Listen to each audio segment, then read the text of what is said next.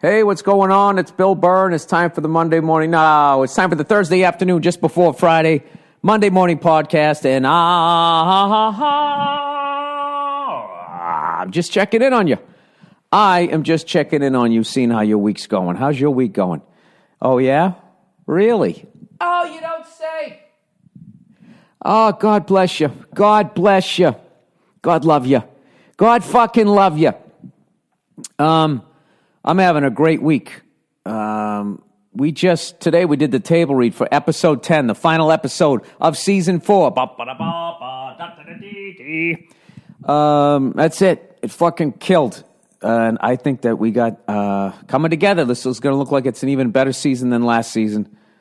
Amazing writer's room this year. So, I mean, every year, of course, but this year went to another level. So thank you to everybody helping out. And all of a sudden, the clouds are starting to part. And old Freckles, I'm going to have time to aerobicize. You know, I knocked out the All Things Comedy. We're doing some business with Comedy Central. Made some stand-up specials, and then we have a sort of a premium blend type show that we've been recording the last 2 days, shooting it, I should say. And then tonight's the last night. Where the fuck is that? I always forget the name of that damn theater.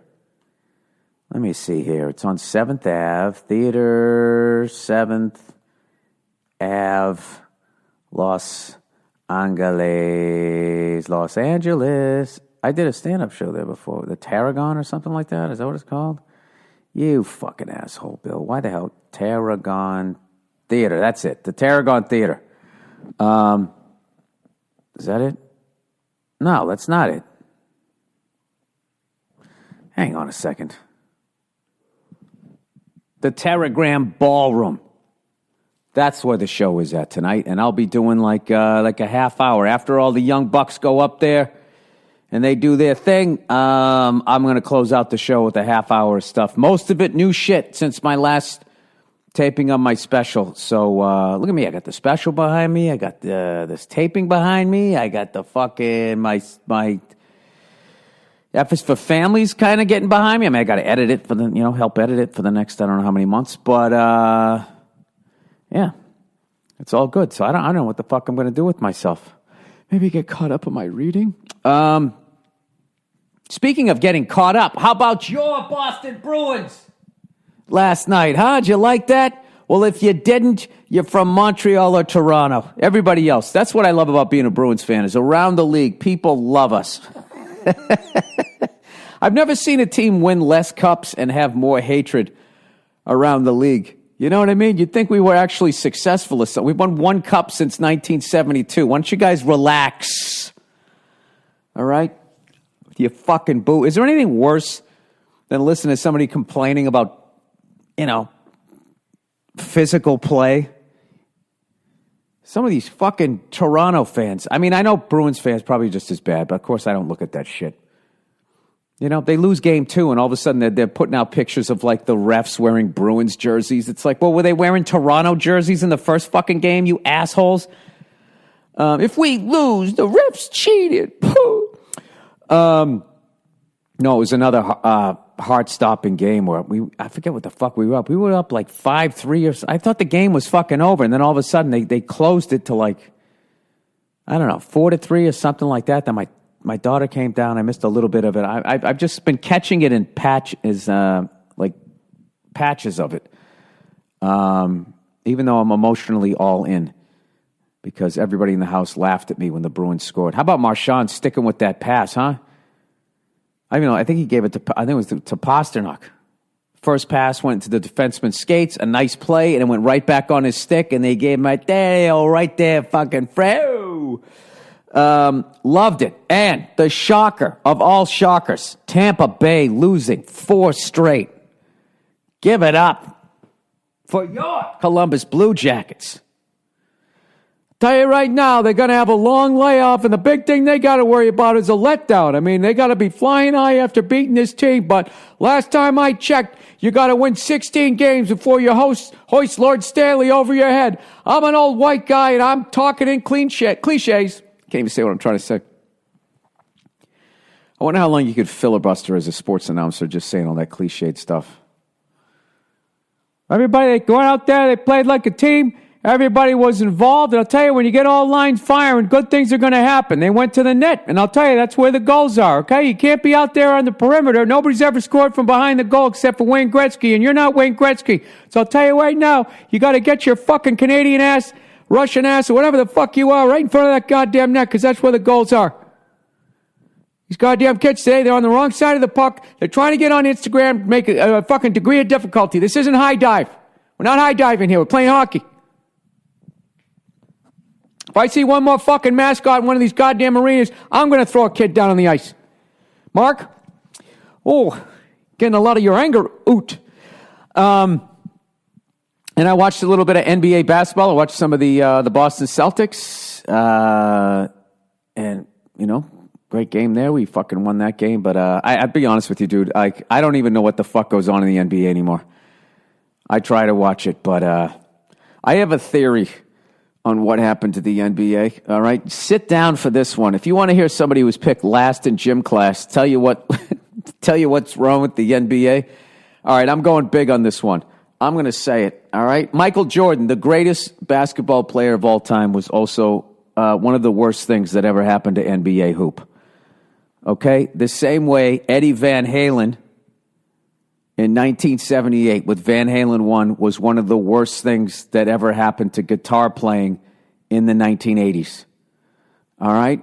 And basically why I'm saying is when you have somebody of their level of talent, just an absolute genius, they are so far beyond everybody else that when mere mortals interpret what they do, they get it wrong because they are limited by the talent that they were blessed with.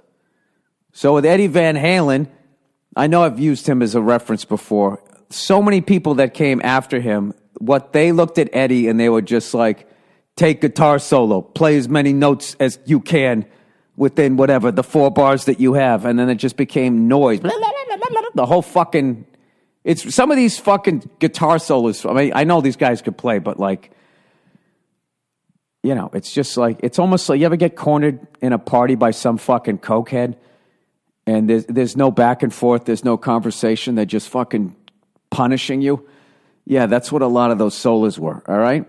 And before Michael Jordan came along, you had to have a big man to win. You had to feed your big man and blah, blah, blah, and all that shit. And he came in with such a talent. He said, not only do I not need a big man, I'm going to jump over your big man and your fucking power forward, and I'm going to so dominate this game that the rest of my teammates are their nickname's going to be my supporting cast.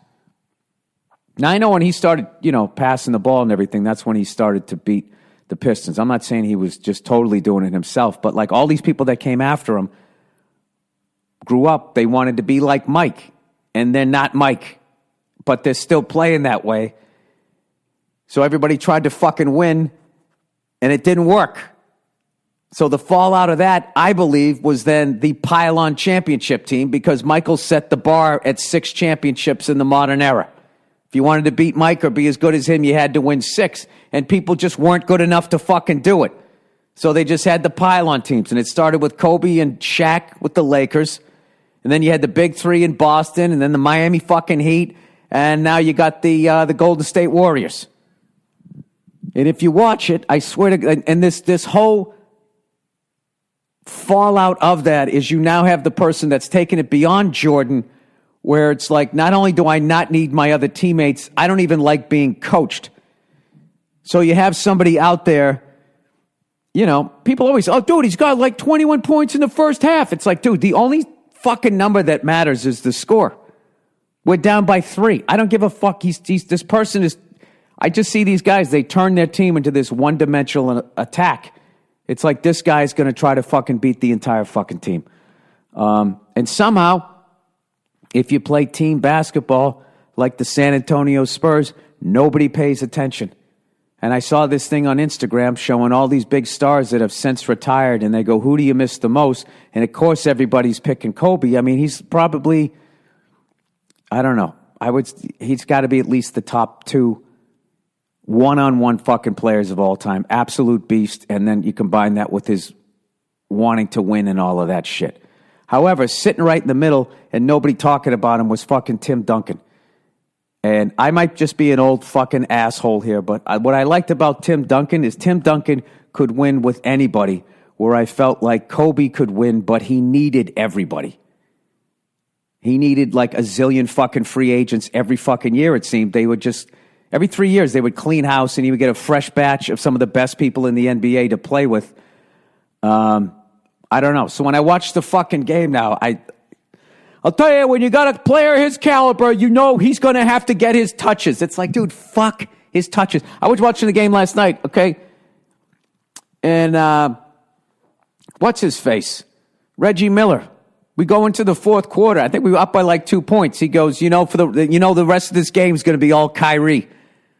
Now, maybe he was saying passing the ball or whatever too, but I don't know. I just hear that all the time. And, dude, it makes me feel so old. I sit there yelling at the TV like, Reggie, you don't believe that? You didn't play that kind of ball. Even when you were fucking destroying the Knicks, you still knew you had to play team ball. I don't know. Whatever. Okay, I'm done with my old man rant. All right, but I think that is basically, like I said, I'm done and I'm still going to go here. I think that's what's happened with basketball. And for an old guy like me, that's why I don't get it when I'm watching it. I'm like, oh my God, they're down by 10, and that guy came down the court, didn't pass it, and just launched a three and threw up a fucking brick. They're going to call a timeout and put him on the bench, and they don't. It's just how it's played now. So, but what I will say, there are things that are way better. Okay, before I'm that fucking asshole, giving you the global warming speech about professional sports. In no time in basketball have there ever been this many people over the height of 6'10" that can hit a fucking 3-pointer like a guard. I mean, it's fucking unbelievable. So there are, whatever. There are better things. I will tell you though, NHL has changed a lot since I was a kid, and I miss the fights. I do miss two-line passes and that type of thing, but it's a fucking great game. It's still, you can't have one guy go out and try to just take over the entire fucking game. By the way, how about Ovechkin knocking out that fucking 19-year-old? That's such a weird thing. He's 33. He outweighed the kid by fucking 40 pounds. The kid asked him to fight. What's he supposed to do? Jesus Christ, he gave him the old two-piece there. I felt bad for that kid, but I also respect him having the balls. 19 years old, you're playing in the NHL, and you take on a 33-year-old Russian. I mean, you got balls. I got to give him that. I don't even know what that series is at right now. But hang on a second. Washington Post. Why the fuck does it say that? Since when the hell do I look at that? Maybe I looked at an article. Washington Capitals. All right. Now, why would I want to go to Wikipedia? Why is that my default fucking thing every time? Don't enough people go to your goddamn site that you got to fucking direct me right there? All right. Washington Capitals. The series is 2-1. Now it is fucking wide open. Wide fucking open. Now that Tampa Bay is out of it. I bet everybody's eyes fucking lit up. What a story that would be if the fucking Columbus Blue Jackets end up winning the East. Can you imagine that? I'm actually enjoying watching them winning just to see fucking Tortorelli smiling. I've never seen that guy smile so much in my life. When they went up 2-0, he was like, the smile on his face, the way he was holding his hands together, he looked like he was watching his firstborn take their first few steps. And as a recovering angry lunatic, it's fun to see an angry guy like that show just pure joy. I feel like in his head, he felt like finally I drew up a game plan that my team heard, and they completely fucking executed it to a T, and it fucking worked. I mean, it's got to be nirvana for a coach. So that was definitely fun to watch. But I apologize to all the young people listening to this, me bitching about the game. But those are just my theories. And as you get older, the more theories you have, because it keeps that voice out of your head that's like, you're going to die soon. Keeps that out of your fucking head. Anyways, how many minutes have I done here? How many minutes? Is it time for the read already? Fucking Penguins lose 4 straight. Now, is that guy in the front office, Josh Adam Myers, who's taping his set tonight from the goddamn Comedy Jam and the 500 podcast? He was telling me that the Capitals last year didn't pay their front office guy, their GM, and all he did was just lead them, put together a team that led them to their first Stanley Cup in the history of the team, and they don't pay him. They went a little Theo Epstein, dare I say. Remember that? Theo Epstein ended a fucking 86-year curse, and they started fucking with his money. He's like, I'm out of here. And then, no. And then they paid him, and then a few years later, he was gone. That guy, he's got to be the greatest front office guy ever. The guy ended almost a combined 200 years of curses, and we wouldn't pay him. Speaking of which, how about your Boston Red Sox? My God, all I've been hearing is the stories. I haven't had time to watch. Yankees are kicking our ass, and they're in fucking last place. A little bit of a hangover from the World Series party. Once again, it goes to Wikipedia. Like I don't know what the Boston Red Sox are. All right, I know what they are. They're a fucking last place team right now. We lose 5-3 from your New York Yankees. And that game, I believe, we're 6-13. I wonder, how many fucking assholes at Yankee Stadium were too busy under the stadium eating prime rib. I just have to say, as a fucking baseball fan, that fucking Roman feast that they have for everybody down behind home plate, it's the fucking worst. You're the New York Yankees. You have the most fucking World Series titles. You have the most titles of anybody in the 4 major sports. And where are all your fucking fans? Down there talking to fucking Rachel Ray, whoever fucking celebrity chef is down there cooking for them, fucking watching the game. Just stay home. Stay home, you cunts. I actually got those seats one time. I went to a game, at least 10 fucking years ago. I forget how long ago that stadium's been around, but it feels like it was like 10 years ago, maybe like 8 years ago. And I sat down there. I just loaded up, got my food, and got the fuck out there, and I watched the game. And it was ridiculous. Like the Yankees, of course, probably were in first place. And to sit there, you felt like they were like, already mathematically eliminated. I don't know. That's a sad thing. And they say, that's how it is. It's like, no, it's just greed. It's greed by the fucking owners, where that capitalism thing, where you can't just be a fucking billionaire. You got to be a multi-billionaire.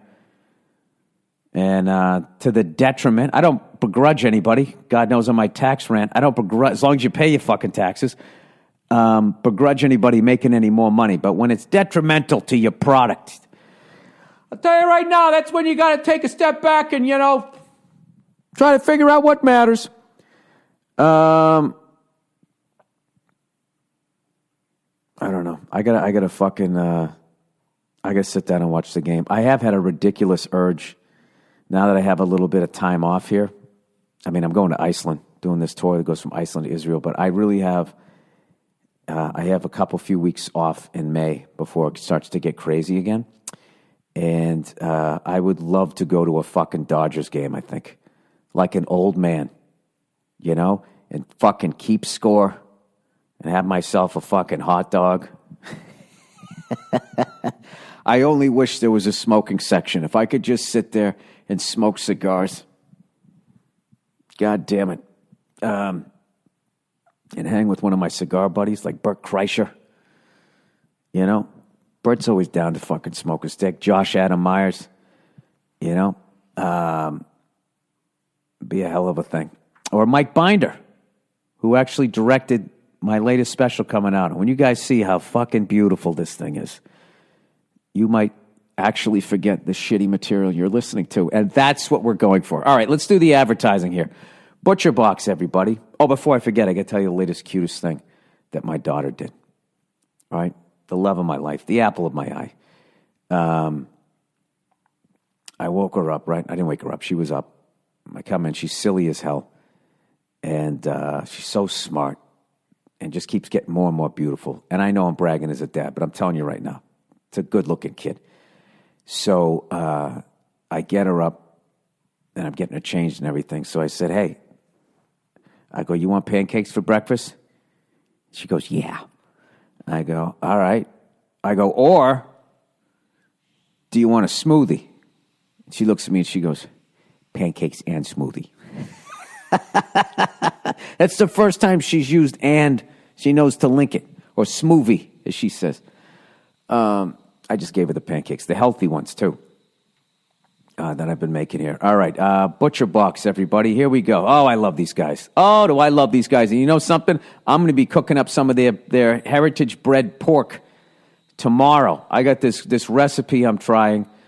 One of those fucking, you know, when you're in line at the grocery store and they have like a little magazine that has like just a bunch of recipes. So this whole issue is dedicated to just making an entire meal in like a skillet, you know?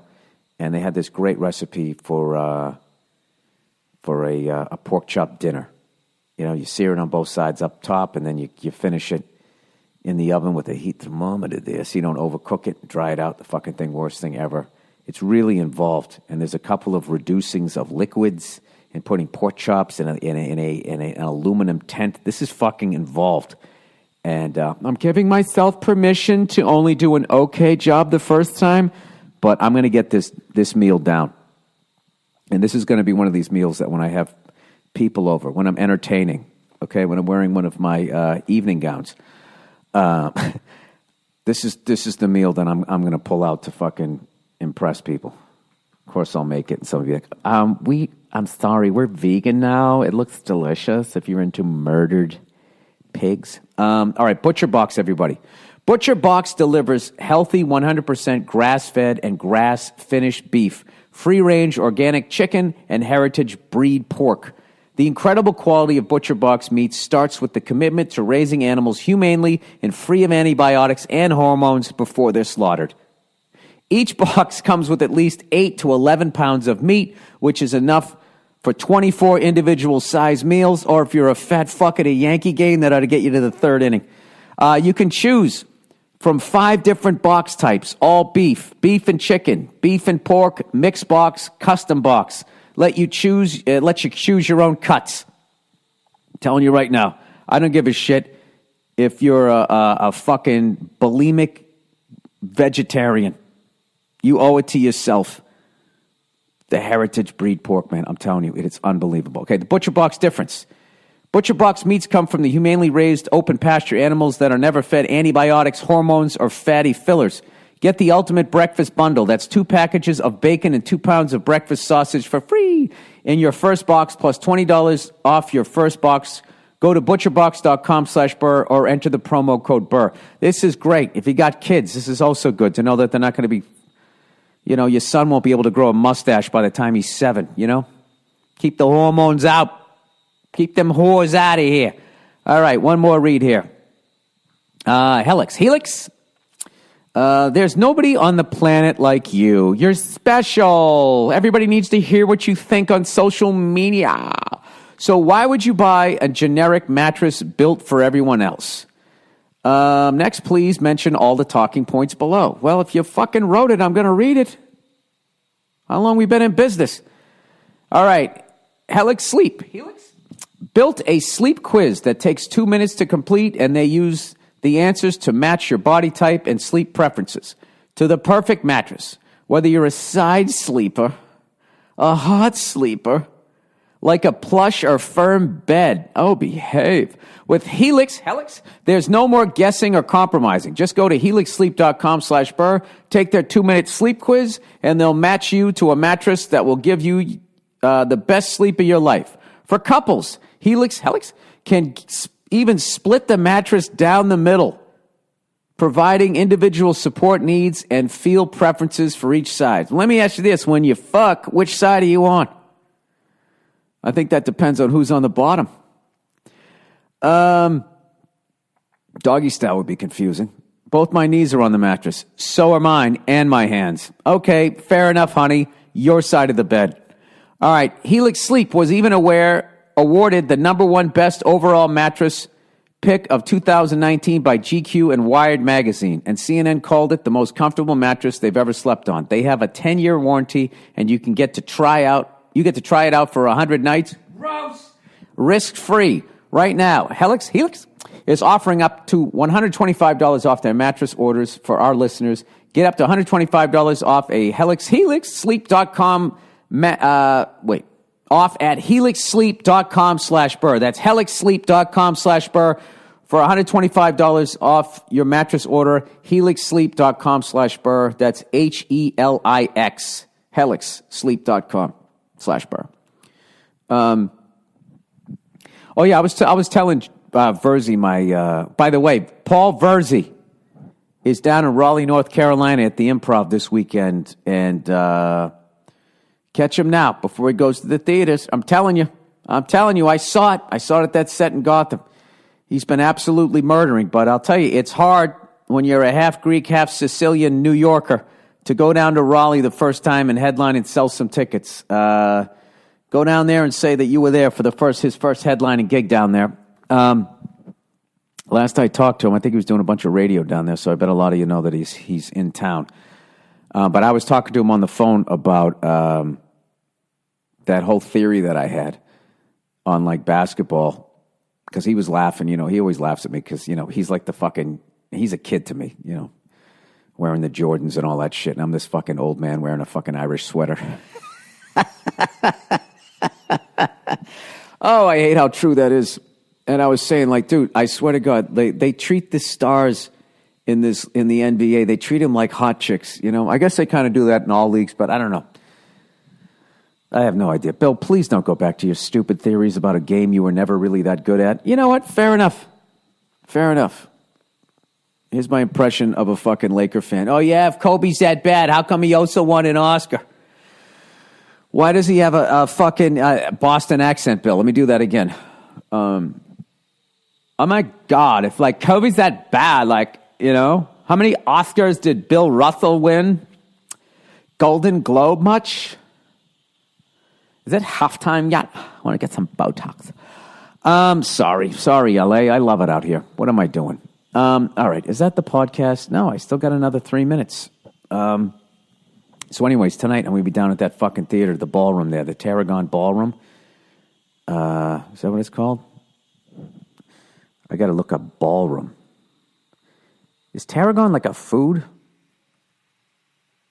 I don't know. No, that's tilapia. That's a fish. The fuck is tarragon? The tarragram. Is tarragon a spice? Tarragon spice. Yeah, it is. All right, okay. Thought I was going fucking crazy. Oh, I bet a lot of tarragon's been putting in bags of weed before, huh? I wonder what it's good for. Tarragon is so good if you have tingling in your ass. Just rub a little bit. All right, tarragon is a spices of perennial herb in the sunflower family. I knew I didn't like them. It's a redhead. You don't like anything about the sun. It is widespread in the wild across much of Eurasia and North America. What is Eurasia? Is that Europe-infused Asia? And is that the Middle East? And is cultivated for culinary and medical purposes. You know the amount of people, if you ask them what continent the Middle East is in? They would not guess Asia. No, they would not. And then Turkey, I believe, is half in Europe, half in Asia. I don't know, Bill, but we're all half listening at this point. Okay, you're going to fucking shit on the NBA and then give us, what, a geography lesson via a spice nobody gives a fuck about? All right, fair enough. All right, listen. God bless all of you. Have a wonderful weekend. Let's go Bruins. Let's go Celtics. Red Sox, it's not too late to turn it around. I'm sure ESPN is already having the sky full. Is it too early to make a move? There's still snow on top of the green monster. Anyways, there's going to be a little break here. Enjoy some music, and then there's going to be another half-hour bonus material of a Thursday afternoon just before Friday, Monday morning podcast from Thursday earlier this year or from 7 years ago, whenever the fuck I started doing this. Sorry if this podcast was a little bit off. I was icing my calves the entire time. One of the things, I swear to God, I didn't realize how fucked up my goddamn body is. I'm still undoing 40 years What am I talking? I'm 50. Yeah, 40 years. Because I feel like the first 10 years, it's like a brand new car and you can run around, do whatever. Somewhere in like my teens, I had my first, threw out my back, and I'm finally fucking getting this shit worked out. But, Jesus Christ. Dude, I swear to God, my calves, the lady, she went to put her fucking elbow in it. I felt like I literally had like a softball-sized like ball of hornets in each of my calves. Like I was like popping up off the table like, ah! She had to take like this candle thing. She like I don't even know what the fuck it is. Like she lights it, it heats it up, and she has to hold it like a half inch away from the skin to like melt all of the fucking gristle I've had from years and years of just, nobody stretched in the 80s. You just worked out.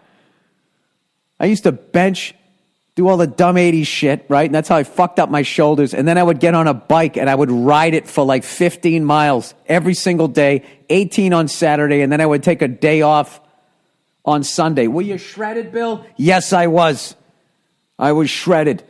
And but I never stretched, and now I'm paying the price for it. Now I look like a fucking bald, freckled Mr. Magoo limping around my house. I'll literally sit down for like 10 minutes watching TV, and when I stand up, I feel like I've been, that feeling you have when you've been asleep for 8 hours. For all you other old people out there, people beginning to feel old, I've said this before in the podcast, and God damn it, I'm going to say it again. Before you get out of bed in the morning, all right, take your toes and point them back at your knees. If you immediately feel a Charlie horse, just point your feet in the opposite direction. It'll release, and you'll be all right. But point them at your knees if you can. I'm doing it right now. Oh, it feels great, right? You just leave it there for like, a good 30 seconds, then go in the other direction, point them the other way. If you get a Charlie horse that way, same thing. Just bring your feet back up and it'll go away, hopefully. But I'm not a professional, so don't hold me accountable here. And then once you've done those two stretches, move your feet clockwise and then counterclockwise. And then get up. Then get up. Because what fucks you up is that first step. That first step of the day when you haven't stretched. And well, what a way to start, when you get out of bed, you just take that first step and, right? You wake up your wife or husband or whatever. You don't want to do that shit. All right, that's it. This is a very old podcast. If I keep podcasting like this, complaining about sports leagues and my physical ailments, I think my next big advertiser is going to be like Geritol. Do they still make that shit? They used to always have that on the Lawrence Welk show. He would do like these ads for it. Geritol. Geritol. Is that how you spell it? Geritol liquids. It still exists. What is it for? Now, the one time I want fucking Wikipedia to help me out. I think it's spying on me. All right, we're making him mad. Let it go to Google. Wiki. Geritol is a United States trademark name for various dietary supplements, past and present. Oh, see, what they did was they changed with the time. I see. Remember that? Remember Lawrence Welk? Good night. Sleep tight. And pleasant dreams to you was the whitest show ever. There's a wish and a prayer for every dream to come true. I swear to God, this is the end of the song, end of the show. And now till we meet again. Adios. Au revoir. This is them like in a very like passive aggressive way, like shouting out all the people that we had oppressed. Auf Wiedersehen, right? We had the Mexicans in there, the French. And the fucking, the Germans, right there. What did we do to the French? French and Indian War, right there. I don't know, but when you're America, America's like Tom Brady, where like he's beat every team in the league. I think at this point we've defeated everybody, Of course I'm kidding. I'll tell you, what our Manny Pacquiao fight is? Remember that Pacquiao, Floyd Mayweather fight that should have happened for 10 years and it never did? That's the United States and Russia. I think by the time we get together, no one's going to give a fuck. That's my prediction. All right, old fucking bald freckled asshole. Thanks for cheering me up. Fuck all you. I'm sorry. All right, enjoy the music and enjoy the bonus half hour. Have a great weekend, you cunts, and I'll see you on Monday.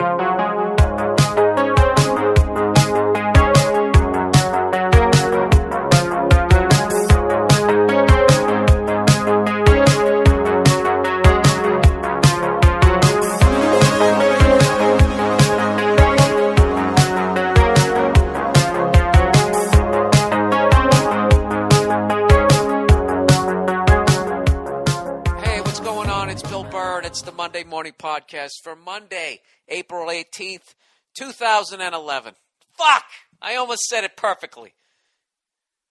I was so focusing on saying 2011, clearly I fucked up April. Did you catch that? I said April 18th. Let me try that again. Bill Burr starts his podcast, take two. Hey, what's going on, everybody? It's Bill Burr, and it's the Monday Morning Podcast for April 18th, 2011. I can't say it without slowing down like some second grader trying to read out of his book, Greenfield, USA. Did anybody else read that one?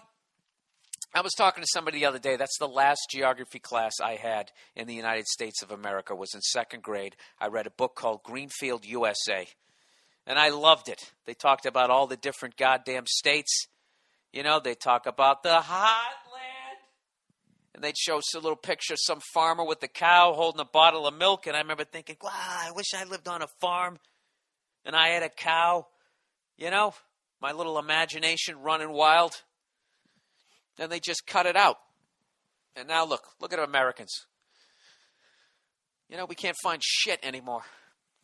Somebody was telling me the other day, they were quizzing these college kids, and kids were putting like Delaware, like where New Hampshire is. You know? That's like, that to me, that is a fucking deal breaker. Like if I was dating a girl, right? Hottest girl on the goddamn planet, and if she thought Delaware was where like New Hampshire was, you know, I would end that relationship within 8 months because she's hot. I'd continue fucking her, and then hopefully I'd get tired of her. But in the back of my head, it would just be keeping this bitch doesn't know where the states are. Well, why would that matter? I mean, everybody has a talent. Everybody has their good side and their bad side. Why do women just defend every fucking woman out there? Is it because there's more of you than there are of us? Is that what it is? So you just got to be constantly spinning broad shit in a positive way as you guys just sit there fucking battling with each other? Huh? Is that what it is? I don't know. Why is my head so fucking itchy this week? Are you supposed to wash your hair every day? I hear different things. You're not supposed to, are you? You're supposed to let your natural oils produce. Is that what it is? You know? Walking around like some stinky European, you know, getting off your fucking awful Pee Wee Herman bicycle. What is it with Europe and those old bicycles? Is it because you guys have such small roads over there? Is that what it is, that you guys can't progress in a bicycle kind of way? You know, is that why we win the Tour de France every year when we go over there? And all those, you ever see the bikes that they ride? Even like the bikes that they ride in the Tour de France, the Italian bikes are terrible. Horrible bikes. I'm just trying to get them going, just in case I have any Italian fucking listeners over there. Bellissimo! Mangia. You know how bad I want to fucking go to Italy and just gain 900 pounds? Evidently you don't, because they haven't fucked with their food over there. I've been reading more and more about food. Basically what we eat over here is the closest thing to straight up poison. I don't even think we're fat, lazy fucks. I just think they're poisoning us. Like, I guess the pasta over there in Italy is like, I don't know, doesn't gluten-free, whatever the fuck that means. I don't know what gluten is, but evidently you don't want a lot of it in your pasta. And their shit over there, it's gluten-free. I don't know if that means there's no gluten over there, or the gluten they have is not oppressed like it is in this country. I don't know what it is, but all I know is those motherfuckers over there, you know, they just sit there, they just eat spaghetti all day. They have conversations with the shit hanging out of their mouth, you know, using their tie as a napkin. And everybody has a Ferrari. Isn't that what it is? Do you guys know what I did this week? You know what I did this fucking week? I actually went down and I finally decided I'm getting a second car. I decided, fuck it. I'm telling you, that shit over there in Japan really fucked with me. You know, considering I live on a fault line. All right? I realize I need to live for today. And I also realized I need to be prepared in case some of that shit went down. So my first step in securing my perimeter is all them good old boys do down the South. Everybody makes fun of them. Hey, we're all just a bunch of stupid rednecks, right? Those rednecks are the smartest motherfuckers on the planet as far as they are ready for when the shit goes down. They're ready. All right? They got trucks. They got guns. They know how to kill shit, skin it, gut it, cook it, eat it, fuck it. They know how to do all of that. They know how to head for the hills, man. They know how to do that. They live in the middle of fucking nowhere. The great thing about living in the middle of fucking nowhere is you don't have that many games on your schedule. You know what I mean? You live in the city, okay? You got a full schedule of potential zombies and whatever coming over the fucking goddamn rail trying to run up the stairs of your apartment. Okay? I don't care how many fucking bullets you got. You're going to run out, and eventually they're going to overrun you. They're going to take your shit and fucking have sex with your dead body. Jesus, Bill. Really? Yeah, really. That's how it goes down in the apocalypse. Those rednecks, they live in the middle of nowhere. They got a big field all around their house. They got like 12 kids, so they can all look out every fucking window. Who's kidding who? They can put 4 kids for their 3 windows, right? In each window, on all sides of their little fucking outhouse, and there's no way to sneak up on them. You know, you got to crawl on your fucking elbows. You're not going to do it. You're going to leave them alone. They live in the middle of fucking nowhere. But when you live in the city, that's when you got to get worried. You know, unless you're lucky enough to live in a gated community. Gated community. You know, why did I say that twice? Pick up the papers. Pick up the papers, you know, the gated community. You know, either you're so famous or you've stolen so much from regular people that you feel the need to live behind a fucking wall. You know? Have you guys noticed that on Google Maps, that when you try to take the little guy and bring him down into a gated community, they won't let it do it? You know? Why are they so fucking special? What did they do? You know? Can you guys do me a favor? Can you guys, my listeners, now you should not do this. You shouldn't do this. I'm not advocating doing this, wink, wink. But why don't you spray paint something on the wall outside a gated community that just makes those people not feel so goddamn comfortable? You know? I'm sick of them being cozy, smug cunts just sitting in there thinking everything's going to be all right. Just do something. Don't do anything to any of them. Just spray paint something crazy. Like, hey, fuckers, you're next. Where's the bailout? I don't know what the fuck. Just write something that's vague, that kind of includes all of them so they don't know who's the target. Just so they're a little bit nervous when they're in there eating their gluten-free pasta that they have flown in. You know?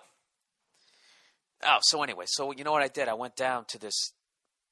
Oh, Jesus. What the fuck did I just do? Oh, I thought I just hit the erase button. No. So anyway, so I went down to this place where they specialize in old Mustangs. And I went down there and I was gonna order one and just say, fuck it. This is the year I want. This is what I want on it. Tell me how much it fucking costs, and I'm gonna book some road gigs. And dude, the level of Catholic guilt, even though I don't even believe in that shit anymore. I don't believe in it. Okay? I don't know if you go somewhere when you die or any of that type of shit, but I know all this fucking religious stuff, other than the basics. The 10 Commandments, which, you know, you really could have made one commandment. Just don't be a cunt, right? Isn't that what it's all about? Don't be a cunt. Don't take the Lord's name in vain. Don't disrespect your parents. Don't steal my shit. Don't fuck my wife. Don't want to fuck my wife. Don't be a cunt. What's wrong with you? Hey, look at me. Yeah, you're a cunt. Cut it out. That basically sums up the foundation of every religion. And then it turns into guys. Right? Buddha. I like Buddha. That's a good one. You know, some happy fat fuck. Just sitting there all jolly. Can't even see his dick and he's still happy. You know, there's something empowering about that. Jesus, I'm not into. You know, and it's not even his fucking pot smoking, you know, goddamn hacky sack vibe that he's putting out. You know, his goddamn robe made out of ganja. It's not even that. I hate the fucking martyr aspect of my religion. You know, I did it for you. I hate that shit. You know, somebody slaps you in the face, you turn the other cheek. Do it again. Will that make you feel better? The meek shall inherit the earth. It's just it's just a blueprint for being a pussy. You know? Fucking can't stand it. And then his Jewish religion, I don't know shit about it. I just know when you get really into it, you got to grow those curly Q Elvis sideburns, and then you got to wear that little round thing on the back of your head, you know, and then wear the same shirt and the same pants every fucking day or the same style, you know.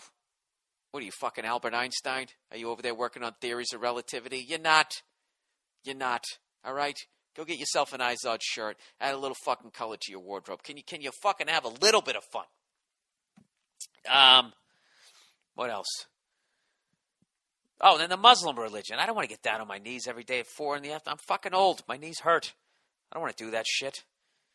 I got to carry a yoga mat around everywhere I fucking go and try and figure out, you know, which way is southeast or whatever the hell I'm supposed. I don't want to do that. I don't want to fucking do any of that. So, I think that pretty much. Scientology. That's the last one. You know, that one I would actually join because there's just something funny about it. You know, being a fly in the wall, hanging out with that level of weirdo. You know, I think they're the weirdest out of all of them, Scientologists, just because the fucking religion, like all other religions were started, it seems, way the fuck back in the day. So there's this vagueness that there's no proof that it's complete bullshit, you know? But L. Ron Hubbard has a quote, if you want to become a millionaire, start a religion. He basically admits that he kind of just made all this shit up, said that he was the guy. He did it in like the 40s. You know, and they're all sitting around there waiting for a fucking spaceship to show up. I just want to go down there and have a really fucking intense conversation with Tom Cruise. You know, and just see if I can get him going. You know, what I would do is I would just say that I was a little confused about a certain aspect of my life just to watch him go into fucking motivational speaker mode. You know, laughing maniacally. You know, Scientology, they got, in all religions, they have those giant cavernous buildings. So when somebody laughs maniacally, you get the fucking amazing acoustics. You know, like the same acoustics that are like in Jimmy Page's Stairwell when they recorded the drums for when the levee breaks. You know how good those drums sound? Just imagine somebody laughing in that fucking stairwell. You know what? Should I add some reverb here and give you a maniacal laugh? Nah, it'd be too much fucking work. Anyways, so this is what I did this week. So I went down there to go fucking see if I could get a Mustang, and the place was closed. And then I'm driving back, and I'm like, was that a sign? Was that a sign that I shouldn't have done it? And it's like, no, Bill, that's a sign that you're a dumb fuck, and you didn't check to see what their hours were. So whatever. So this is what I did this week. All right? I did a lot of shit this week, by the way. Let me remember. Before I tell you that fucking story, I did Kevin James' podcast this week, and that is going to be, did I say Kevin James? Kevin Smith. I did Kevin Smith. Oh, Jesus. It's going to be one of these fucking weeks, isn't it? I did Kevin Smith's podcast. It's going to be uploaded today.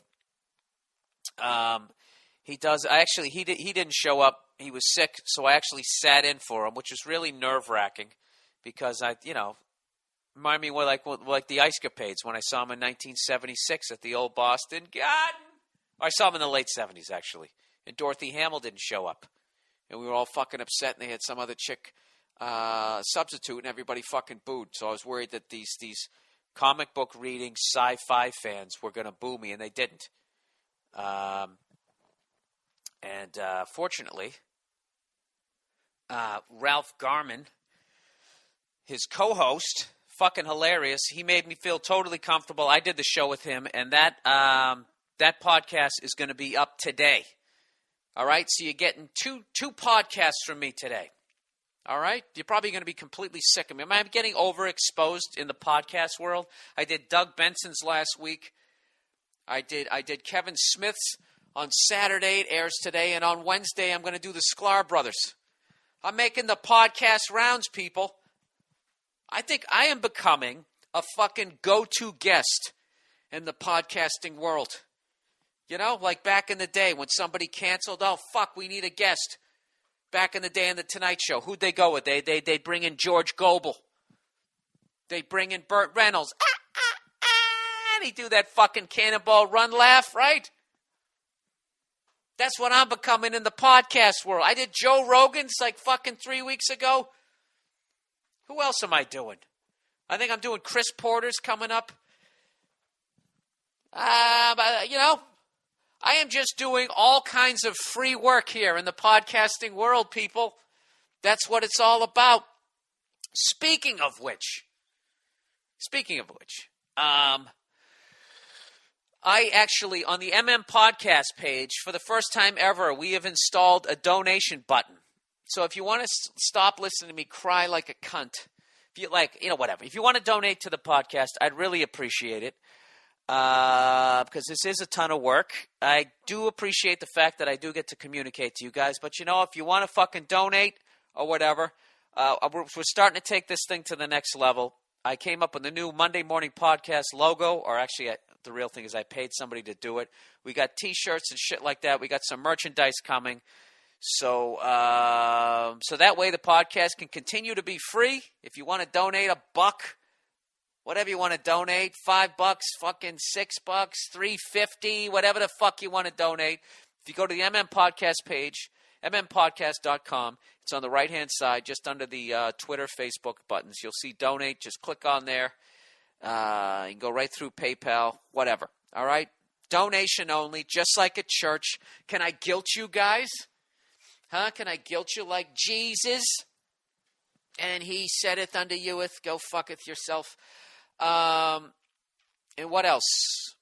I really got to get this shit out of the way. I have to make sure that I do treat my career like a business at some point here. So I do have to hype a couple of things here. All right? My web guy said, remind everyone to follow you on Twitter. He made a list here because I blow this every week. All right? Follow me on Twitter, at Bill Burr. I believe that's my Twitter name. I don't know my fucking Twitter name. It's either at Bill Burr or at BillBurr.com. I think it's just at Bill Burr. B-U-R-R.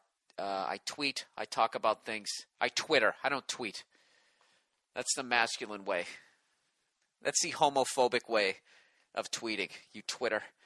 What else? Also, tell them to feel free to hit the share button when you post videos on your Facebook page. Oh, yeah, I'm trying to get my Facebook page, the fan page, trying to get those numbers up. We've added 2,500 people since Tuesday. We're trying to keep that thing going. You know what, people? I'm actually, for the first time in my career, I'm going to try to use the internet to my advantage. See, up until this point, I really had no game plan. It was like, I'm just going to go on here. I'm going to say a bunch of stupid shit for a fucking hour. And, you know, if people like it, they fucking like it, man. And if they find it, they fucking find it. And I realized that, you know what? There's 9 zillion podcasts out there. I got to advertise. I got to do what the fuck I got to do here. I'm finally realizing that, you know. Turning 43 in June. You know, at some point, I would like to feel that if, you know, I don't know what. If I was to lose my pancreas, I could still have enough money squirreled away that I could afford oatmeal for breakfast for the rest of my life. Isn't that what everybody wants? Don't you have a number in your fucking head? What's your number? You know, you guys watch Breaking Bad? You guys watch that fucking show? Do you know Eisenberg? His Mr. White. His big number is $600,000. If he can get $600,000 in cash squirreled away into the bottom of his house, if he kicks the bucket, his family's going to be okay. See? So I don't have a family. I got my girl. All right? And I got my dog.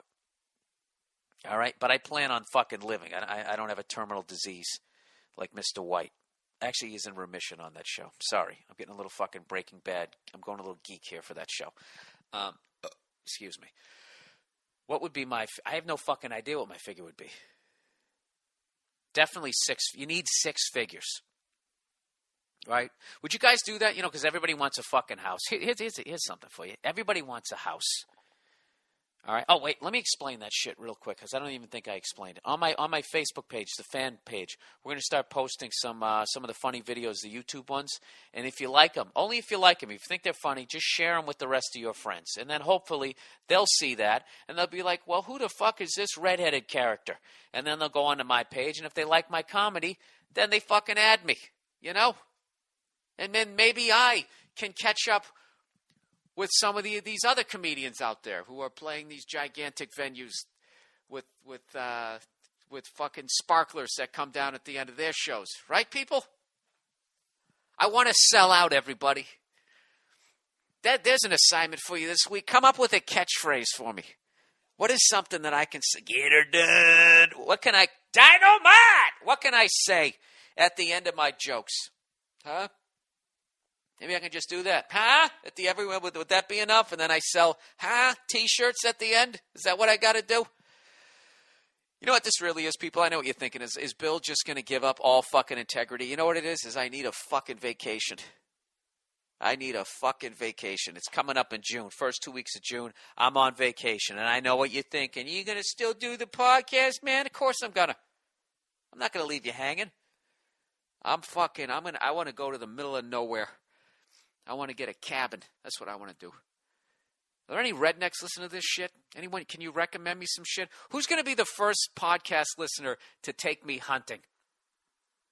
All right? And you got to know, I don't know how to shoot anything, but I will fucking shoot something. I don't have a problem killing an animal. I don't. If I'm out there, there'll be enough mosquitoes that I'll be in enough of an ornery mood. You know, I already told you I could shoot a fucking deer.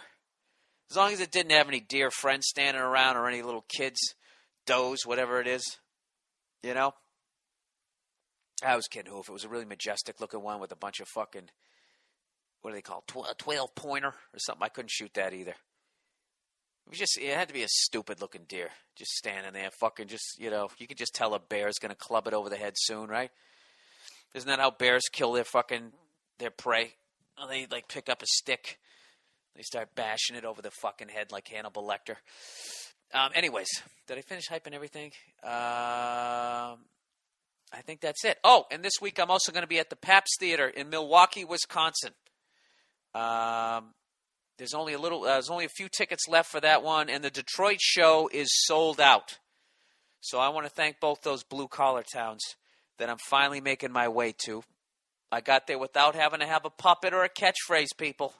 Very proud of that. But now I want to play Tiger Stadium. So I need I need a catchphrase, everybody. Come on. And I'll try them out too. I'm not beyond it. I will try them out next week on the podcast. Come up with a fucking horrific one. Oh,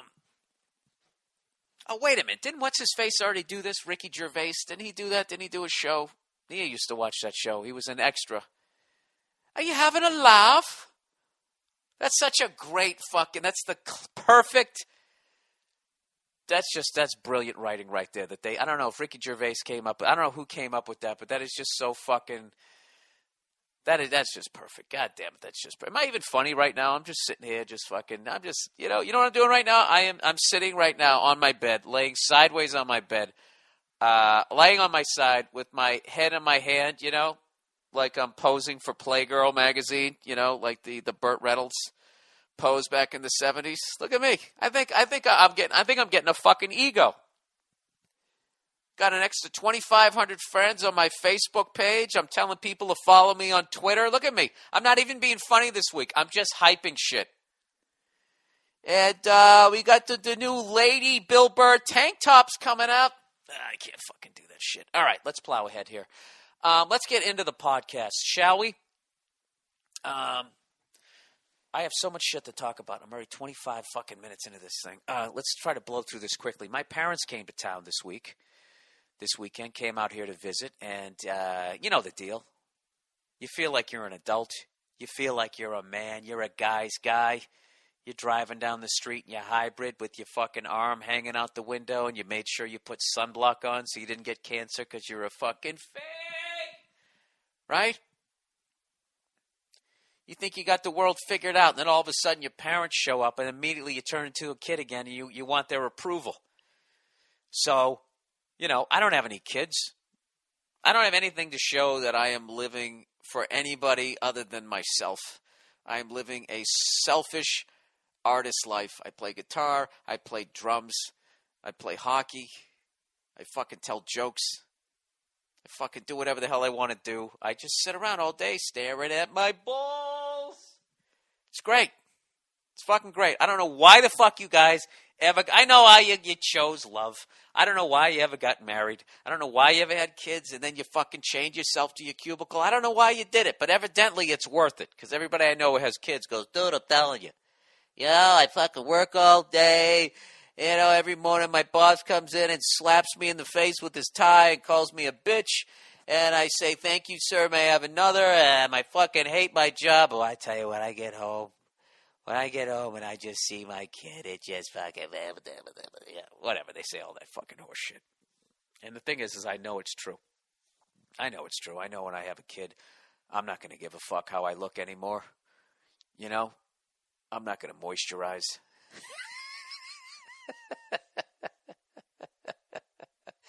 I'm going to be walking around in old clothes and old fucking gym shoes. That's my biggest fear. If I ever become a parent, I'll just become a parent. And just dress like shit and drive that old car. I don't want to do it. Why? If you become a parent, why? Jerry Seinfeld has Porsches. What am I talking about? See, there's a smart fucking guy. He made his dream come true. He made his $500 million. He got a fleet of Porsches. And then he went down to the gym. He picked out some chick. I don't give a fuck if you're fucking engaged. Let's go, sweetie. I got $500 million. Come over here. Come over here and ride my rich cock. Right? Then he starts pumping out the fucking kids. Late 40s, early 50s. People, if you're in your early 20s, that's how you do it. That's how you do it. You make your million first. Then you grab some bitch by her fucking hair. You drag her up the stairs. And you say, listen, woman, I know you want shiny shit. I can buy you shiny shit. All right? So make your decision. Go ahead and choose love. You fall in and out of it during the relationship. It's going to wear off, and then where are you going to be? You're going to be sitting there in some fucking house, some drab-ass fucking house, Cheerios in your hair, bunch of little ones running around, and then what? Or you can choose me. Shiny shit. You want a nice shiny kitchen counter with a shiny fridge? I'm 50 years old. I've been working for 35 fucking years. I have no dependents. I can buy you the shiny shit you want. So why don't you come over here and ride my half-a-century-old cock?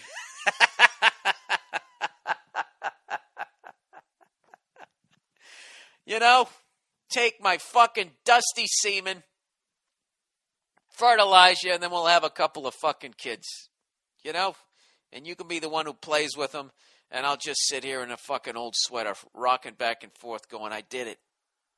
I did it. Eating pot cookies, whatever the fuck I want to do. I don't give a shit. I have enough money for help. That's my game plan, people. As I sit here in a one-bedroom apartment, in my early 40s, in sweatpants and a fucking T-shirt. I'm still holding on to that dream, people. Anyways. The fuck was... So my parents come to town. That's what the fuck I'm trying to tell you. That's what I'm really trying to talk about here. My parents come to town.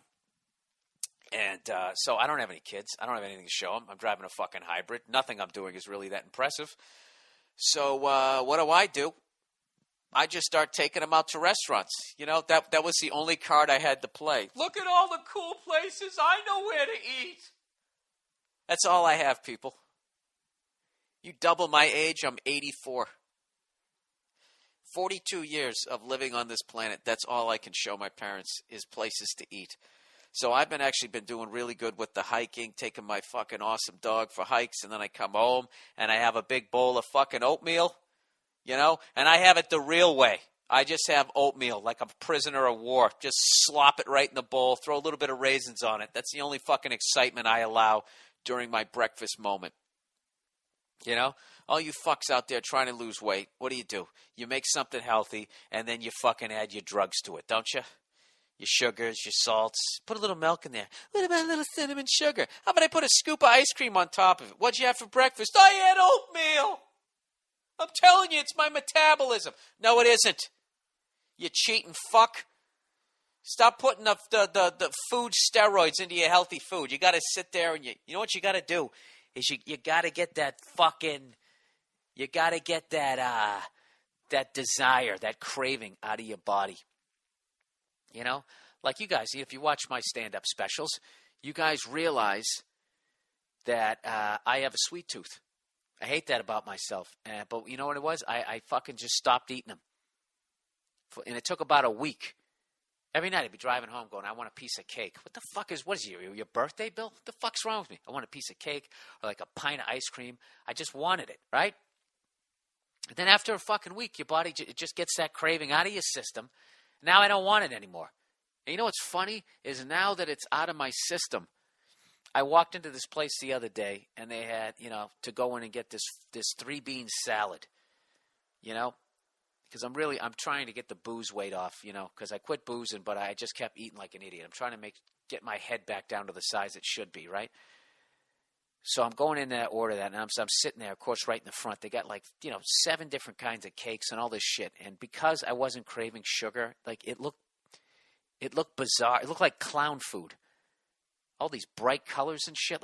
Why would you even eat that shit? A week before, or if I'd had some some bad food, I would have fucking had my face pressed up against the glass, trying to just want to eat half the cake.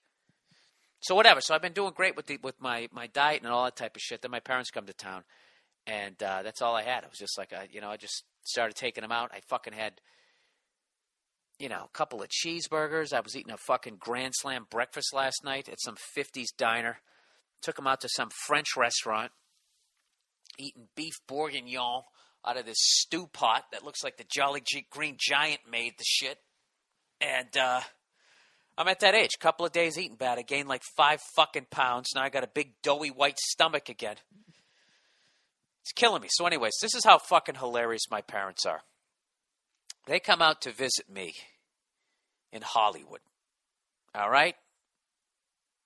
Where do you think they wanted to go? What tourist attraction? Go ahead. I'll give you a second to guess. What are you going to guess? To go look at the Hollywood Walk of Fame? All those stars on the sidewalk? Mann's Chinese Theater?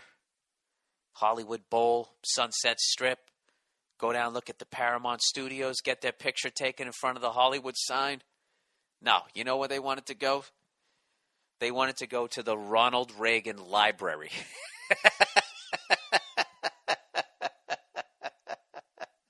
The Ronald Reagan Presidential Library. How fucking awesome is that?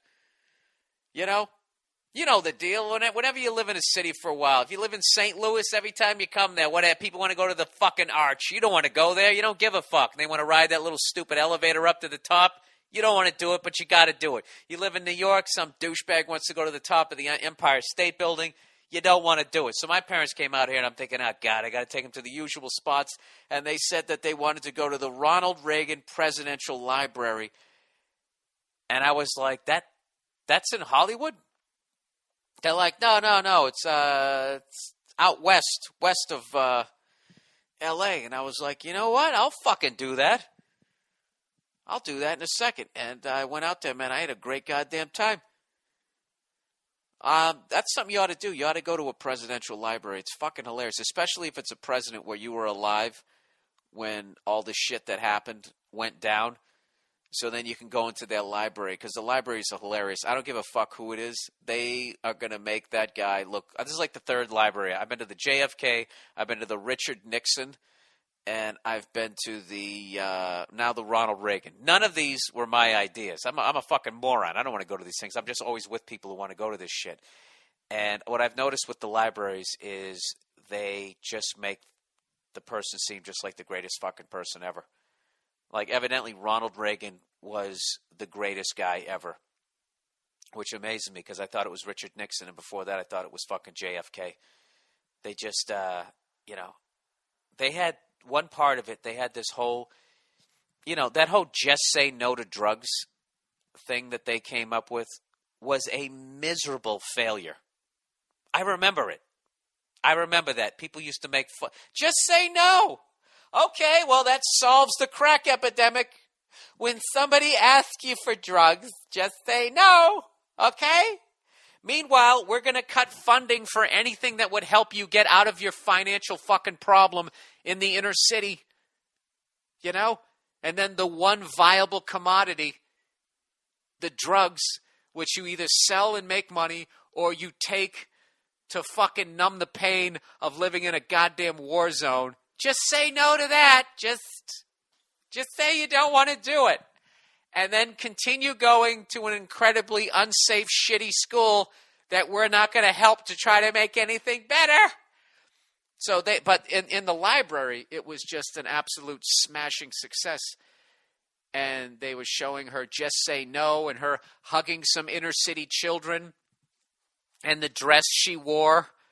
This is just the Nancy Reagan part. And then they actually, you know what was the best part? They had a Just Say No board game, which I was trying to take a picture of, but the fucking security kept looking at me. You weren't allowed to take pictures in the Ronald Reagan Presidential Library. And I just wanted to see, like, you know, I got to look that up on the internet. I want to know what happens. How do you lose that game? Do you, like, slowly become a junkie as you play that game? Or they're like, you know, at the end of the board game, is there one gated community, nice neighborhood where you live with all the banker cunts?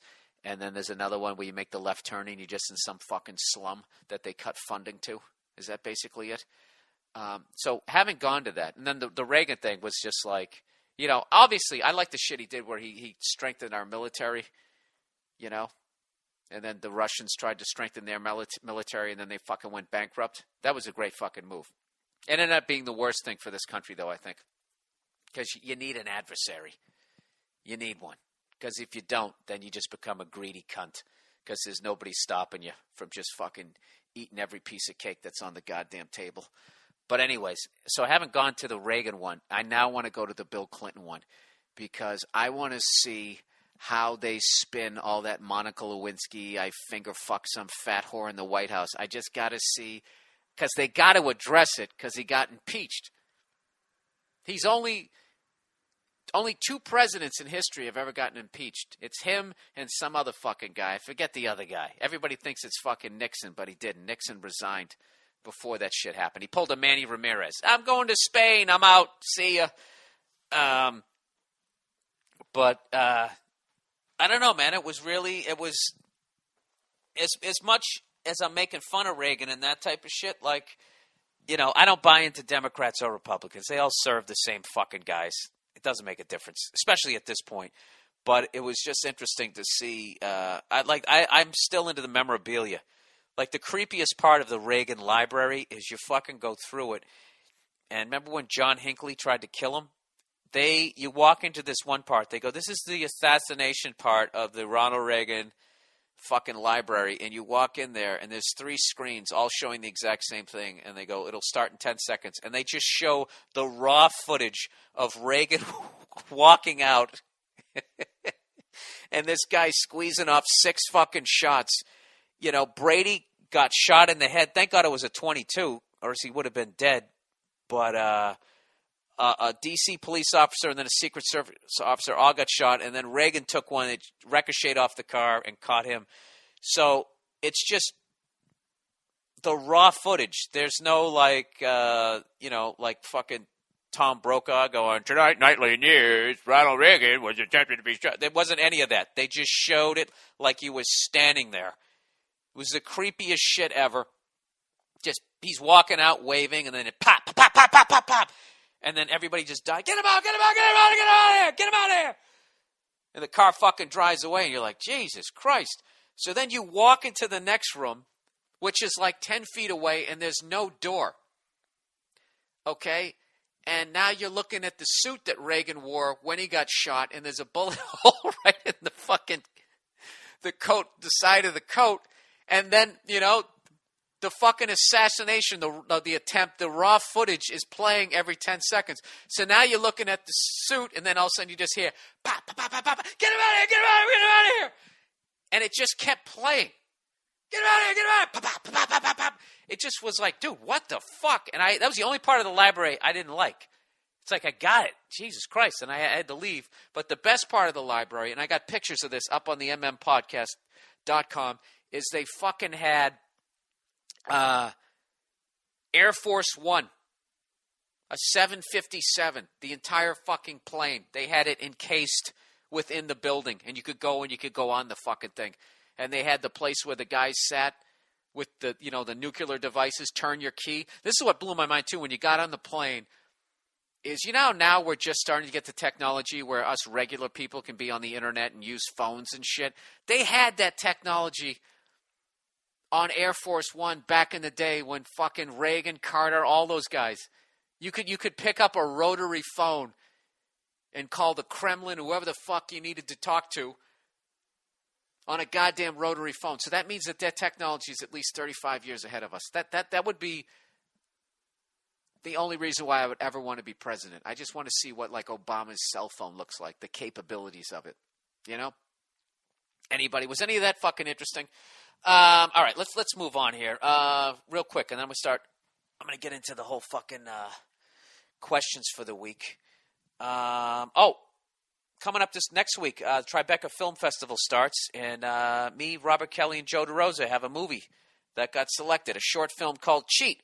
And somebody sent me an email about it. It said, hey, Bill, how you doing? So, dude, just watched the trailer for Cheat. And, man, I got to tell you, it looks quite good. It's really cool to see you, Bobby, and Joe, and even Dumb Voss doing something serious like this.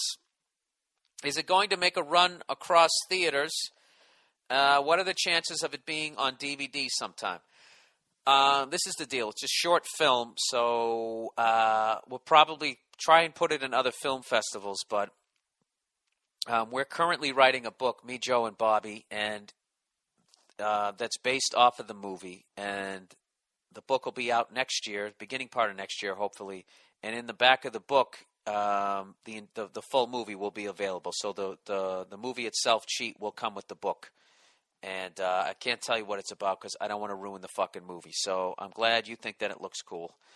And anybody in the New York area, please go on to the Tribeca website that I don't have, of course. As always, I don't have any information. I'll have it next week. Next week, by the way, I'm going to have Bobby and Joe DeRosa on my podcast. The first time ever, there's going to be 3 people on my podcast. 2 guests at the same time. I'll see how I handled that. I went out and I bought a 3rd mic, people. I'm ready to do it. So, what else? What else did I want to talk about? How about the Bruins, huh? How about the Bruins digging themselves a fucking hole? I still have faith. I got a feeling the Bruins are going to go into Montreal tonight, and they're going to kick the shit out of those fake fucking Parisian motherfuckers up there. You know what's annoying me? It's not even annoying me that we're losing to the Canadians, because I don't know why people were picking the Bruins to win the Cup. I just was still missing at least 2 major pieces to have a championship run. But what's killing me is they're making Carey Price look like he's Ken Dryden, and he isn't. He isn't. These are the first 2 playoff games this guy has ever fucking won in his entire career.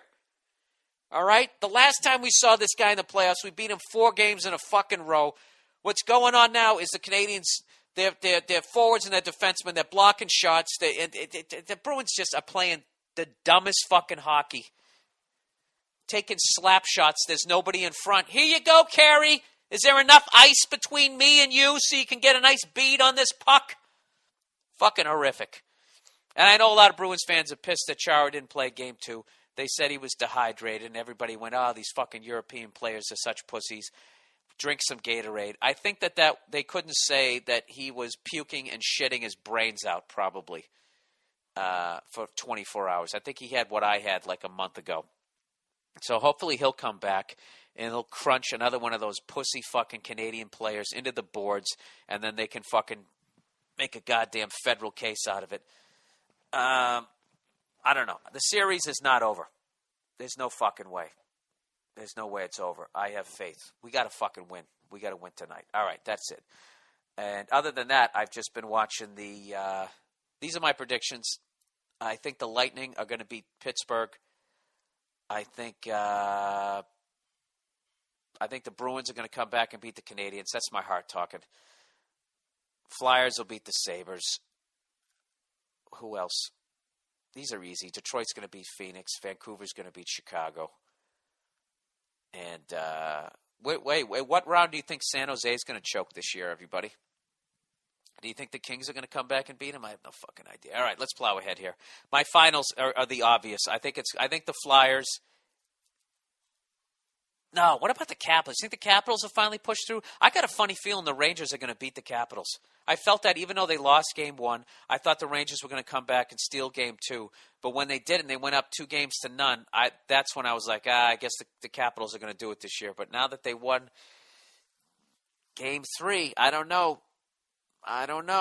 There's a lot of pressure on the Capitals. A lot of fucking pressure on those fucking cunts in D.C. All right, let's plow ahead here.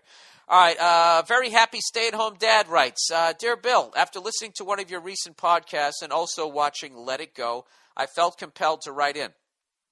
I have major issues with stay-at-home moms complaining about how hard it is. Oh, Jesus.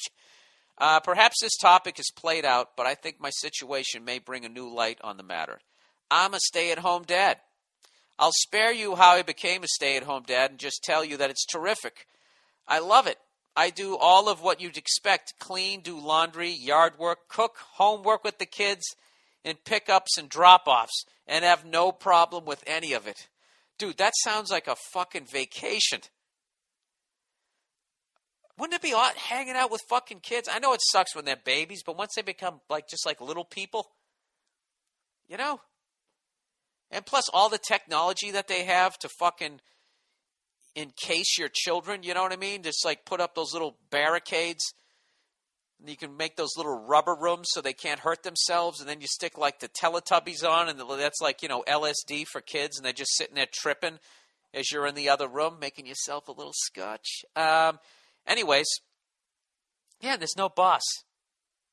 And every day is like fucking Saturday. You get to hang at your house. You get to sleep in your own bed.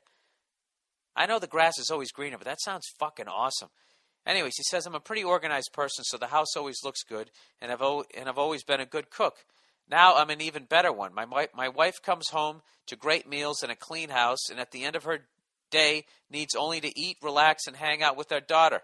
Another child is on the way this July. What does your wife do for a living that she can support you? You guys living nice? That's even better. She's got some insane fucking job. One of the biggest problems with my situation is when she decides to reclaim one of the traditional female roles around the house. This happens periodically, about once a month, usually less. It must be primitive genetic code that kicks in every so often. When it does, my world gets fucked. Suddenly, I'm told nothing is where it should be in the kitchen, and we need to organize it. Or that pots aren't good enough, or that shit is too high on the shelves. I'm like a foot taller than my wife. You know what happened with this reading here? I was just thinking how well I was reading. Now I'm in my fucking head and I'm screwing up. Let's try to regroup here, Bill. All right. Or worse, when she decides to go food shopping, come home with shit we don't need or we've never eaten before because she felt we should try it. Or worse yet, when she decides to cook a meal. Her cooking isn't bad, but when she cooks, I don't get the night off. My job is to show her where everything is, spices, dry goods, pots, etc., and also to reach shit she can't. When she's done, I spend the next day reorganizing everything to my liking. Dude, you got to be like a broad there. You got to claim the kitchen. Now, don't go around moving things. I have everything where I need it. Just shoot, get out of here. I'll do this. That's what you got to do. Your problem is you're letting her in. See, women can shoo guys out of the kitchen because usually most guys don't want to be in there. And in the end, we always try to keep you in a good mood, so maybe you'll blow us that night. Women, they don't have that kind of sex drive, And plus, they always have the option of banging someone at work if they want to, with absolutely no game whatsoever other than just fucking wearing some hoary shoes and hiking their skirt up. They don't even need an opening line, Their lives are so fucking easy other than fucking having to squeeze a kid out. That's the one thing I'll give you. Those 9 months of hell. But you get paid back. You get to tee off 20 yards in front of me at the golf course. People hold doors for you. You don't have to pay for a movie. You show a little cleavage. You get free drinks all night. What the fuck are you broads bitching about? All right, plow ahead here. So anyways, he goes, I don't go to her office rearranging shit on occasion. On the occasions I drop by. Oh, Jesus. So don't laugh at me when I tell you certain things go in certain areas of the fridge and why it's neat. Oh, no, dude, I totally get it. I'm not giving you shit. He said, I used to complain out loud to her about it. Now I just grin and bear it on occasion. on the occasion it happens. I figure it's better not to rock the boat, lest she wises up and sees how good I have it. Dude, you're living the fucking life. You know what you are, dude? You're basically retired, and your wife is out there providing your pension. I think that's phenomenal. I think that is absolutely phenomenal, and I don't know why more women don't enjoy being stay-at-home moms. And I'm not trying to be a chauvinistic pig here. You know, okay, those first few years suck without a doubt, but then you got to understand, once they go to school, all right, they start going to school at 9 and they get off at 3, you got 6 hours in the middle of the day to do whatever the fuck you want to do. And you know something? And that's one of those classic points that you bring up to women or stay-at-home moms, and they freak the fuck out. And then they go, oh, you know, and then they try to make those 6 hours difficult, like all the fucking shit they have to do. It's like, what do you have to do? What exactly do you have to do? You got the kid dressed, and you fed him. Now he's at fucking school. Someone else is watching the kid for the next 6 hours. What exactly is it that you have to fucking do? Laundry? Oh my God, that's got to be so difficult to separate whites from the darks. Stick it in a fucking machine and press a button and have it clean it for you. Where is the, you're just, if those 6 hours aren't enough for you, you're just creating work for yourself. You know? You can actually be sitting on the couch drinking a margarita as a machine washes the fucking clothes. It's not that big a fucking deal. It really isn't. Go out food shopping, and you get to go out during the day when there's no traffic and there's nobody around. You go to the post office. You just sort of putz around town, your little Maybury town. That's a fucking dream. You know? I don't know. I just think that, you know, that just seems like a fucking awesome life. And then the kids come home, and it gets loud or whatever, but they're your kids. You love them. You make them fucking sandwiches. You know, and then what? I mean, how much longer do they go? You put them to bed by fucking 8. They get home at like, what, 3:30? I just don't understand what the big fucking deal is. I just don't get it. I really don't get it. Somebody please. You don't understand. It's every fucking day. That's another thing, too. And at the end of all of that bitching, it's like, well, you didn't have to be a mom. You know? It's very easy. There's condoms. There's the pill. There's a whole bunch of prophylactics, all different kinds that you can choose from. You fucking chose the job, and now you're bitching about it. What is your fucking problem? Jesus Christ, you don't want to go food shopping? Just go buy a jar of peanut butter and a big giant jar of jelly. Peanut butter and jelly sandwiches. There you go. Bang. You could do that like 3-4 times a week. They don't give a fuck. Big glass of milk, some cheese and crackers. Why? You're overthinking it. Ladies, you're over-fucking thinking it. I don't think it's that fucking hard. I think you guys are full of shit. You know what it is? Just like how this guy said at the end of his email, where he's just sitting there grinning and bearing it, and he doesn't want to rock the boat lest she wises up to see how good he has it. I think that's why those stay-at-home moms. I'm not talking about working moms. I'm talking about stay-at-home moms. I think that's why they complain that much.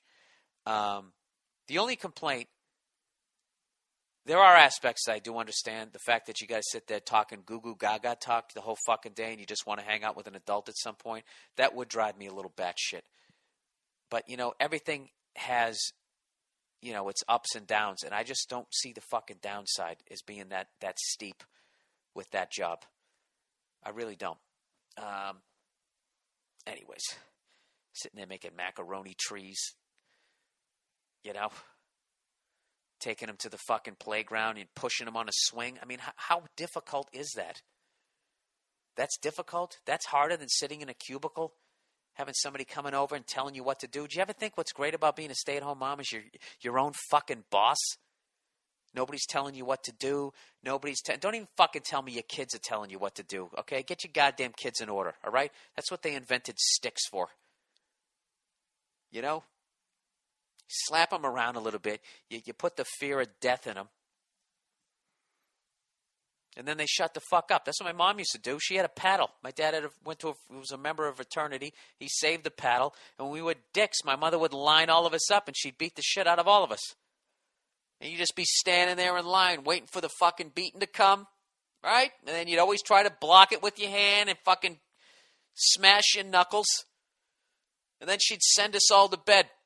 That was like her break. She'd do that once a day in like the afternoon. That was her afternoon break. She'd send us to bed, and then we'd go upstairs crying, all sweaty and crying and shit and sticky from whatever the fuck we just spilled that caused her to kick the shit out of us. And then, we'd be up there 10 minutes, and then we'd just fall asleep. That was it. I know what the fuck I'm talking about. All right, ask Bill. Prom issues. Hey, Bill, I'm a senior in high school and have not been to any of my school functions. I've been there, sir. I've been there. I went to my senior prom. I didn't go to any of the other ones. I was a fucking orange-haired freak in high school.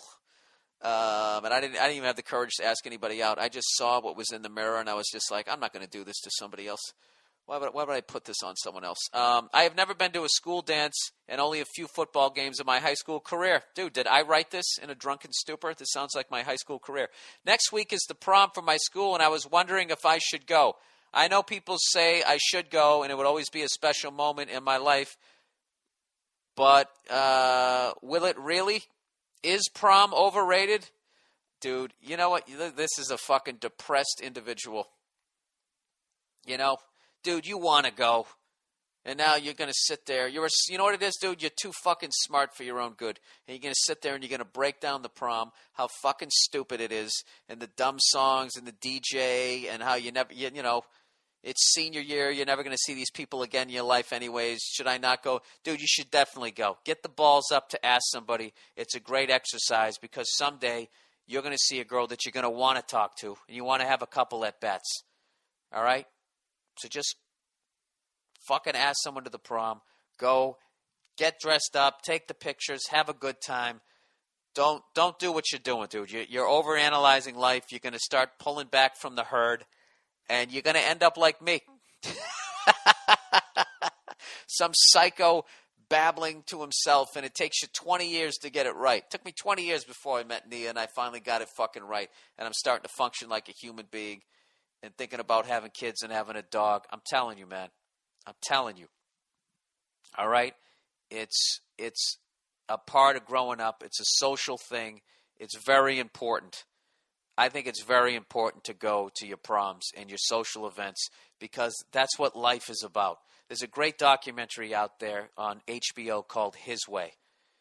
I'm really bad with names. It's about this really successful Hollywood producer. And as I watched it, I saw life lessons that I learned only recently in life. And I realized how backwards I had life when I was a loner. Because that's not what life is about. Life is about networking, hanging out with other people, laughing with other people, and becoming successful in life is all about your ability to connect with other people. And so you got to start as young as possible, man. You're still young. I would definitely do that then, And that's it, man. He asked me did you ever go to a prom and was it magical? No, it wasn't. It should have been, but it wasn't because I was a walled-off psycho, and I apologize to the woman that I went with. I was just like you. I was sitting there. Why don't I read the rest of this here? I was thinking about going, but then came to the conclusion of going by myself would just be, I was thinking of going by myself, but then came to the conclusion that going by myself would just be awkward. Yeah, dude, you don't want to do that. You're going to freak people out. People are going to feel bad for you, and then the mean people are going to tease you, and it's just going to suck. And then you're going to want to come back like Carrie and kill everybody. It's a bad road. She says, so if I don't go, what should I do? Dude, go. Just go. Definitely go. You want to go. I'm telling you. If you didn't want to go, you wouldn't be asking me. Just definitely go. Just ask somebody. I know there's some girls left. Ask sooner rather than later. And you know what, dude? Aim high. Who gives a fuck if she says no? Fuck her. She'll probably just end up being some fatty at a reunion one day. This is now when you want to go in there. I'm telling you, dude, go there, psych yourself up, aim high, Ask a girl that you think is out of your league. Take her to the prom, make her fucking laugh, and then see if you can, a little something might happen. Who gives a... And if it doesn't, who gives a shit? Who gives a shit? Someday when you see your dream girl sit there in Applebee's, you'll have the balls to go up to her because you fucking talked to that cunt in high school. All right, there's my advice. All right, let's move on here. Number 2. Friend is going to be a dad trying to get him to kill it. Wow. Okay. Wow, we're already at an hour here. This is going to be a long podcast. Friend is going to be a dad trying to get him to kill it. Oh, Jesus. Here we go. Bill, my friend's got himself into a shitty situation recently. Gee, I wonder what this is. I'm really interested to hear if you have any advice for him and what you have to say. I got a call from him about a month ago and said he was going to be a father. This is the last thing I expected to hear. He's 26 and pretty much just started getting laid. Oh, you fucking poor bastard. See this?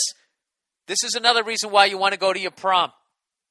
Because you don't want to be this guy. The guy who first gets laid at fucking 26, doesn't know anything, just fucking dumps his load in the first fucking stupid waitress he finds. This is a very sad thing to happen to one of your best friends. It really is. What's sadder is the girl he knocked up.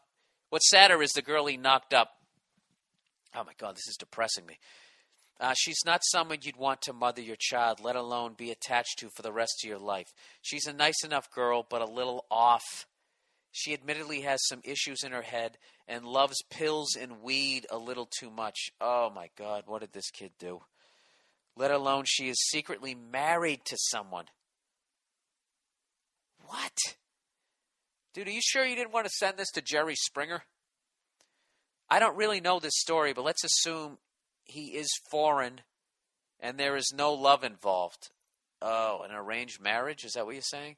Anyway, when I got the call, my friend... you spelt the word wrong. I guess respectively was at the bar. I don't know what word you're trying to say there. My friend was at the bar and yelling about how he wants to kill it. I take it you're against abortion, considering you're saying kill it, or you're just trying to be funny.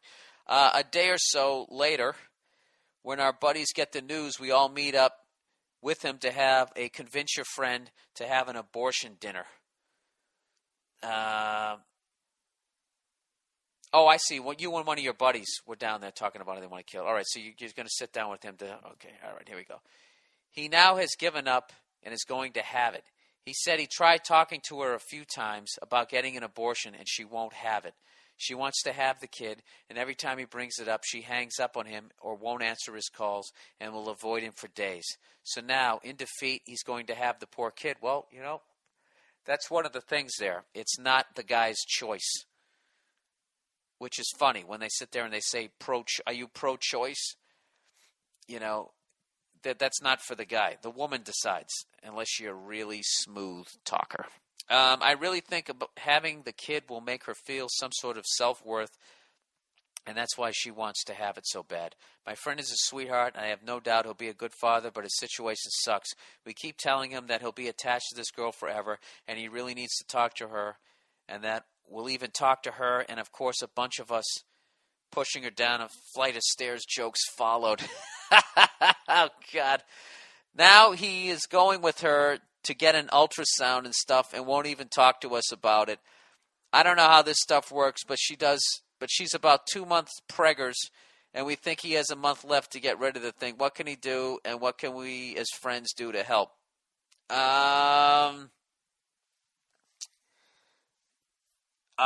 You know what, guys? He's going to have the fucking thing. I would say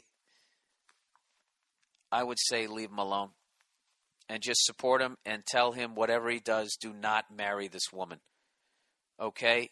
He fucked up. He got her pregnant. She wants to have it. He doesn't have a say in it. And that's it. It's going down.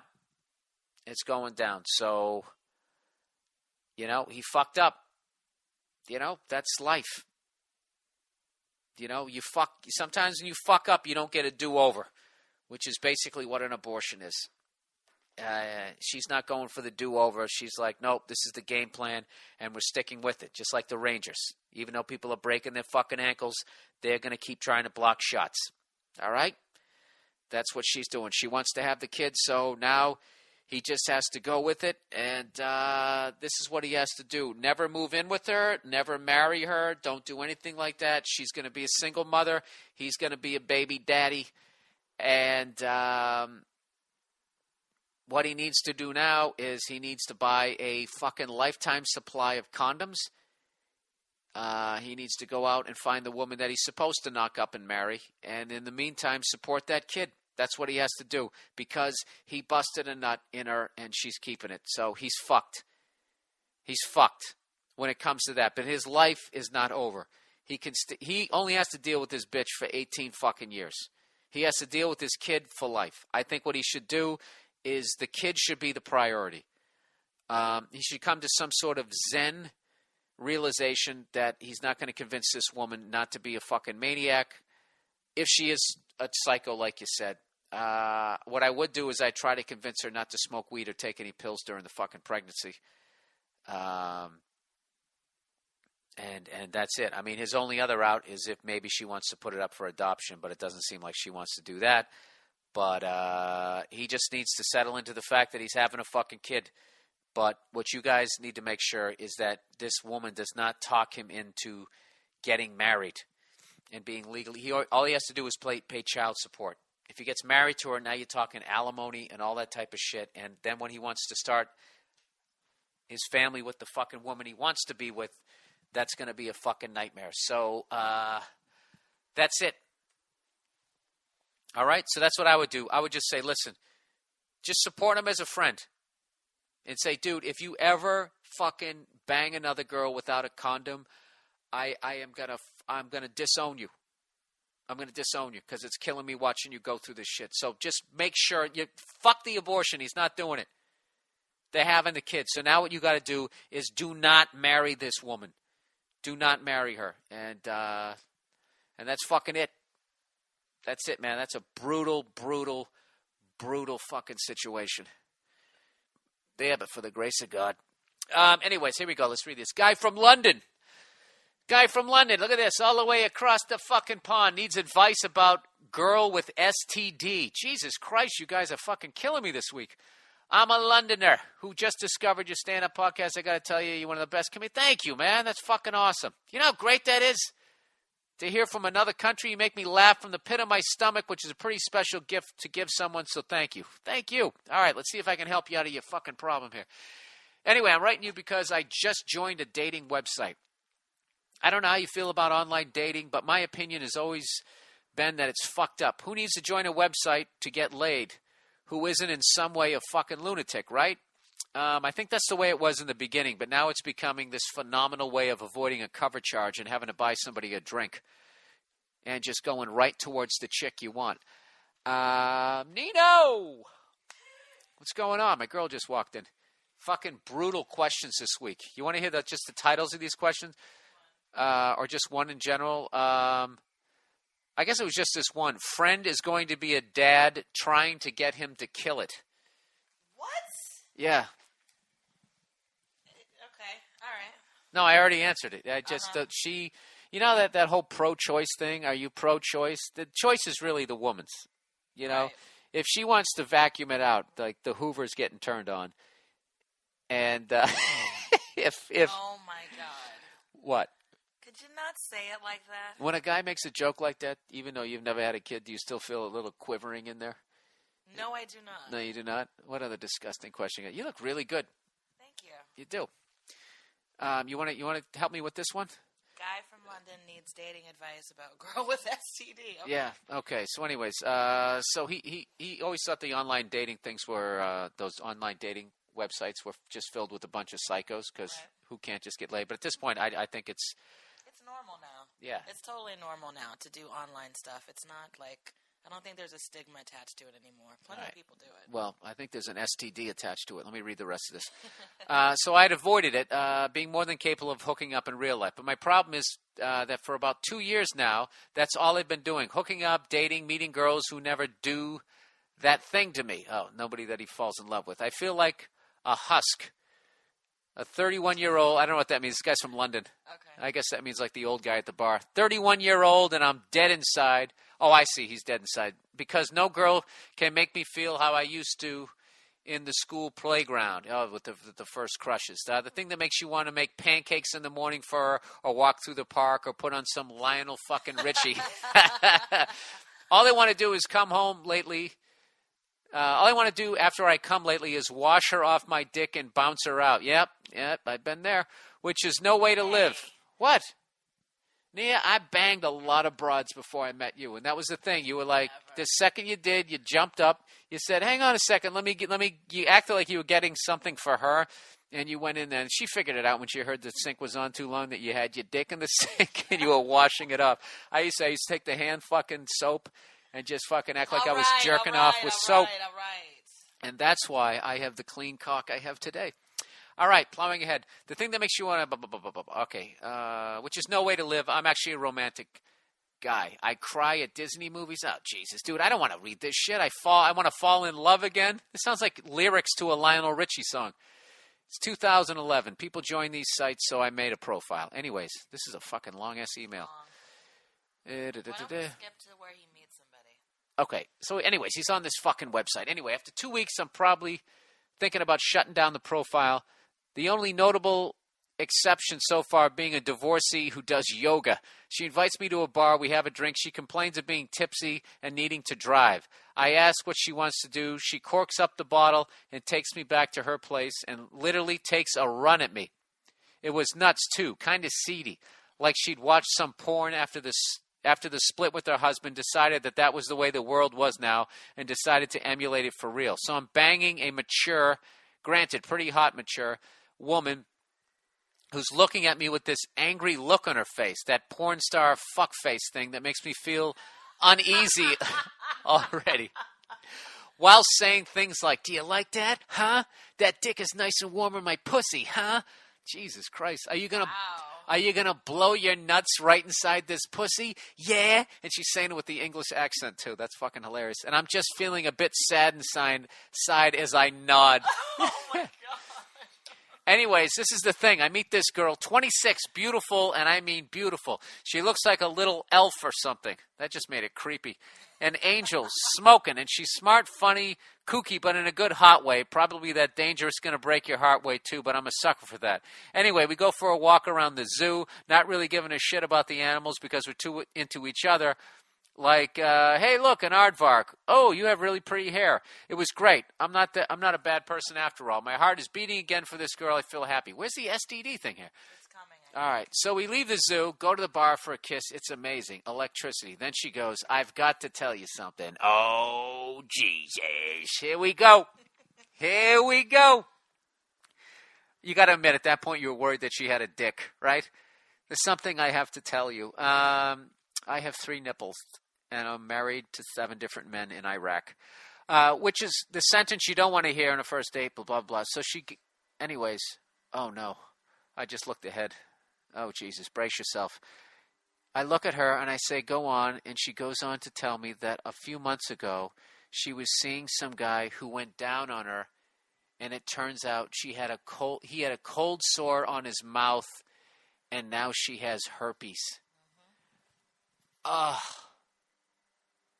So she's got an incurable STD that can be passed on at any point. What do I do about that? Obviously, I get the hell out. I should be running as far from her pussy as I can, right? But I like her. I haven't liked anyone like this for a long time, but I also never had a disease. I look at my shit in that I look after my shit in that way, so I'm in a dilemma. I like her, but she's damaged. She's a bit of a skank. Why? In the past, possibly, but she did the right thing and laid that on the table for me. Oh, my God. What should I do? I'm clouded right now. How much I'm attracted to her. I need your help, Bill. Yeah, you get the fuck out. What? Get out. Your advice is to get out? Yeah, you'll meet another girl, dude. You don't need to do that. Listen, she fucked up. You didn't fuck up. Whoa. No. I'm saying my shit.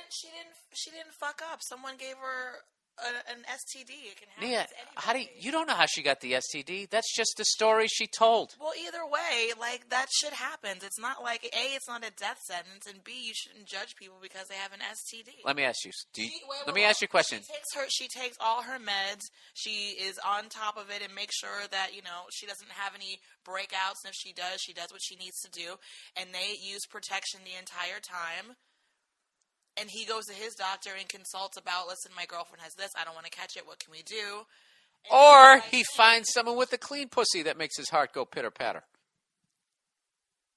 I don't think it's right to be like, no, stay away from her because she has herpes. Because it's like, people have STDs. It's not Listen, if you want to find the right person in life, you got to be selfish. Okay? And I don't know anybody who has on the list when they think of their soulmate, nobody has herpes. No, of course not. In an ideal world, you're both clean. Yeah, in an ideal world, you don't have sores on your genitalia. I know, but sometimes that shit happens. And like, No. This is what they need to do. They need to have a herpes social network. And people can just meet each other on the herpes social network. And they can just pass it back and forth to each other. And they don't have to worry about it. Yeah, and then they can go halvesies on their herpes meds. And it's all good. no then it's all good. I don't think halvesies is good. I'm preaching STD segregation. I'm preaching STD separate but equal social website. I think it should be tolerance, and I think he should talk to her about it. She probably knows everything that she needs to do in terms of medication. I think you're full of shit. I think if the guy had sores on his dick, you'd be like, girl, and you start rolling your head like you were on a talk show. No. You need to get out that shit. No, I wouldn't. If you really like the guy or girl, then you should just talk about it, What do they say, like, in Manhattan, like, 1 in 3 people has an STD now? Please don't quote me on that. I could be wrong. But something insane where, like, STDs are, like, through the roof. So, obviously, you should do everything in your power to protect yourself.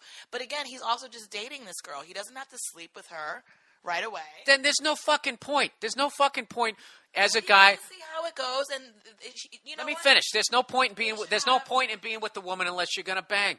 There's no fucking point. Well, I understand that, but they could have like an open conversation about it. They could go to the doctor together. They can have a mature, open line of communication about it. Look, I'm not. If you feel like this girl's the one, then that's pretty powerful. The fact that she has herpes and you're still being like, but exactly. And he's easy, up and down fucking Camden Street. Or yeah, and he's been careful. He's been careful. Yeah, and he kept his breastplate on. He fucking had his condom on. Anyone can catch an STD, especially through oral sex, because how many people are using condoms when they go down on a guy, and how many people are using dental dams? Nobody. All right, can I give some one night? Shit happens. So if you're gonna be doing that kind of stuff, yes, one needs to be aware that could happen.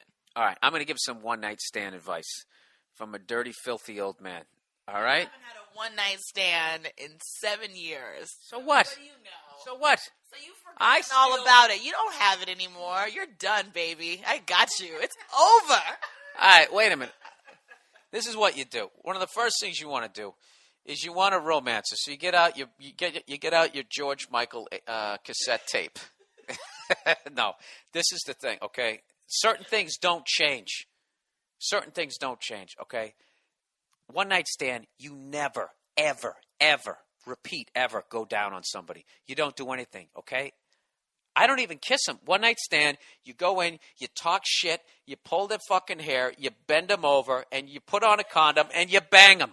That's what it is. What am I, trying to fucking be a gentleman? We're here to fuck. We are fucking. You do it just the way prostitutes do it. That's why prostitutes, there's no fucking kissing anything. Just you want to bang me, put a condom on, and you just do the act. You don't try to sit there and impress them. What do you mean impress You put on gardener gloves, you finger pop them a little bit. You are disgusting. And this isn't helping this guy at all. I'm trying to help other guys. Don't ever go down on a woman you don't know. Ever. You shouldn't do it ever, and you should wait until you guys are in a serious relationship and then have her get tested and make sure that you're not going down on a goddamn sewer. Yeah, the same thing with women. Guys stick their dicks. Half of them joined frats. They had a fucking ox at some point or some sort of farm animal. You never Oral sex is for someone you're in love with. I don't give a shit if you're fucking into it. You don't do it, okay? So you can avoid something like this. So this is what I would say. Listen, if you think this girl's the one, then I was just trying to be funny there. By all means, I guess, do it. But you're also early. Shh. You said it. You already said it. I don't need to say it again. People heard it. There's a rewind button. I'm an hour. Well, go grab a mic. They're right there in the closet. Yeah, why don't when you walk in here, just come in with a mic and be prepared for the gig. Yeah, don't ever go down on somebody in a one-night stand. I really need to make that into a bumper sticker. Last question. If he really likes, I said it, if he really likes her, then definitely pursue it. But, also, do you want to deal with this shit? You also got to understand that you fall in and out of love with somebody in a relationship. And when you're falling out of love with them, when you're really getting mad, you're going to be thinking herpes shit. You fucking cold sore fucking motherfucker. You're going to be thinking crazy shit. Exactly. Just don't, if you're going to pursue her or whatever, don't be using that as in your back pocket to throw in her face. Because like I said, anyone can get an STD at any time. It doesn't mean you're a slut or you're a dirty guy that does a bunch of stuff irresponsibly. Sometimes shit happens. It's life. And other times other times you're a filthy fucking whore, a man whore or a female whore. And what you do is you got to listen to you. When you got an STD, you're fucking damaged goods. So you got to come up with the fucking story. This girl one time told me she had herpes. She told me she had it on her knee. What? She said she was in a hot tub. She told me she was in a hot tub. Someone in there had it. She scraped her knee and she just got it on her knee. And as long as she didn't, and there's quadrants of nerves, and as long as she didn't stress, it wouldn't fucking move. And gradually, she starts telling me more of the story, and it magically moved up to her fucking vajayjay. Yeah, she had fucking genital herpes, and she didn't fucking tell me. Fortunately, I wore a goddamn condom. And the second she told me the knee story, I was like, shoving off the buffalo. Everybody, if you're out there, that you run into shit. Okay, but that's why you always wear a fucking condom. Always. And yes. And there's a lot of guys out there who can't fucking maintain a fucking erection because they're so used to raw dogging that if you put that on, it feels like they're wearing a winter coat. All right? This is what you got to do. Don't jerk off for a few days and then try it. Because then you'll just be psyched anything is even remotely touching you down there. Or rub one out with a condom. Just get used to it. It sucks, but I'm telling you, it's got to be nothing worse than fucking waking up and having that shit, Of course, it's terrible. And she probably feels really bad and embarrassed about it. So it's like, I don't know. And she could also be lying how she got it. She could be like him. She could have been a fucking whore, going out banging everything, and that's how she got it. Yeah, and you're right. And people need to take responsibility. If you get herpes, you need to take like 50% of it. You're 100% right. But I'm just saying, I would just feel bad if someone was like, "Oh, I have herpes," and nobody, wants to be with me, even though I'm trying. I know you're right. I'm trying to be funny. I'm not trying to be funny, but I'm also trying to give this guy some good advice. Yeah. Some good advice. You don't have to settle in life. But if you feel like this person's the one, then definitely pursue it. But don't be fucking just sitting there. The worst way to go into a relationship is if you feel bad for somebody. I feel bad. I want to help them. It's fucking pathetic. You don't want to do that shit. You want someone who's your equal, or if not, aim fucking. That's what I was telling this kid. He wanted to go to a prom. I go, fucking definitely go to your prom and ask some girl that you think's out of your league. That's how you improve your life. You shoot hard. How the fuck did I end up with you? Huh? I'm definitely out of your. No, I had low self-esteem that night, and I was just like, fuck it. No, I'm just joking. We are an hour and 23 minutes into this podcast. I haven't even talked about the YouTube videos. I got to go. These are the best fucking YouTube videos that we've had in a while. Fat kid reviews Thin Mints. Amazing. Fucking hilarious. Guy throws bike to stop thieves. These guys are stealing like a Vespa, and this fucking Asian dude just takes his bicycle and throws it at him. It's Chuck Norris to the 10th power. And then for those guys who love to watch a baseball manager yell at an umpire, we have 2 Wally Backman videos of him just absolutely losing his shit. One of them was hilarious. Like this guy hits a foul ball on the other team and they call it a home run. And this guy, he just comes out. He's already cursing. What the fuck was, that wasn't even close. It wasn't even close. And the umpire just goes, "What are you talking about?" And he just snapped, "What the fuck do you mean? What am I talking about?" It's awesome. And then the last one is a comedian who's drunk off his ass just talking shit. Ryan Mervis. Check that one out. We're going to put a couple of these videos up on my Facebook page. If you want, the rest will be on the mmpodcast.com. If you watch it on my Facebook page, please click the share button so other people see it and they get exposed to my comedy. I'd appreciate that. We have a new donation button to the podcast. If you guys would like to donate any sort of funds to the podcast, I would greatly, greatly appreciate it because I have a web guy now who I have to pay. I have overhead now. It would be nice if you guys could kick it some money there. I could give him a nice little fucking salary. Everything could get a little nicer here, yada, yada, yada. I'm also on Twitter. What is my Twitter name? At Bill Burr. At Bill Burr is my Twitter name. I wasn't sure. That's my handle. I wasn't sure if that was at Bill Burr or at BillBurr.com, but my Twitter name is at Bill Burr. And that's it. Go Bruins. They're going to kick the fucking Habs ass tonight. I'm not being the tip. You know what? I didn't even read. I bet Dan Shaughnessy, that fucking god of misery, I bet now he's writing about hockey. That's the only story. He doesn't know shit about hockey. I bet if you didn't give him Lucic, Chara, or fucking Bobby Orr, I don't think he could name 5 Bruins. Total. Ray Bourque, Cam Neely, you take all of them out. That's it. That's the podcast for this week, ladies and gentlemen. I hope you guys had a good time. If anybody has an STD out there, I hope that wasn't too fucking harsh. I'm not blaming you. I'm not being a dick, okay? Be honest about it. Yeah, be honest about it. Don't be a cunt. Because that's how you got it. Because someone else wasn't fucking... Yeah, that's right. Wrap it up. Wrap it up. That's the podcast for this week. Everybody go fuck yourselves. I'll talk to you next week.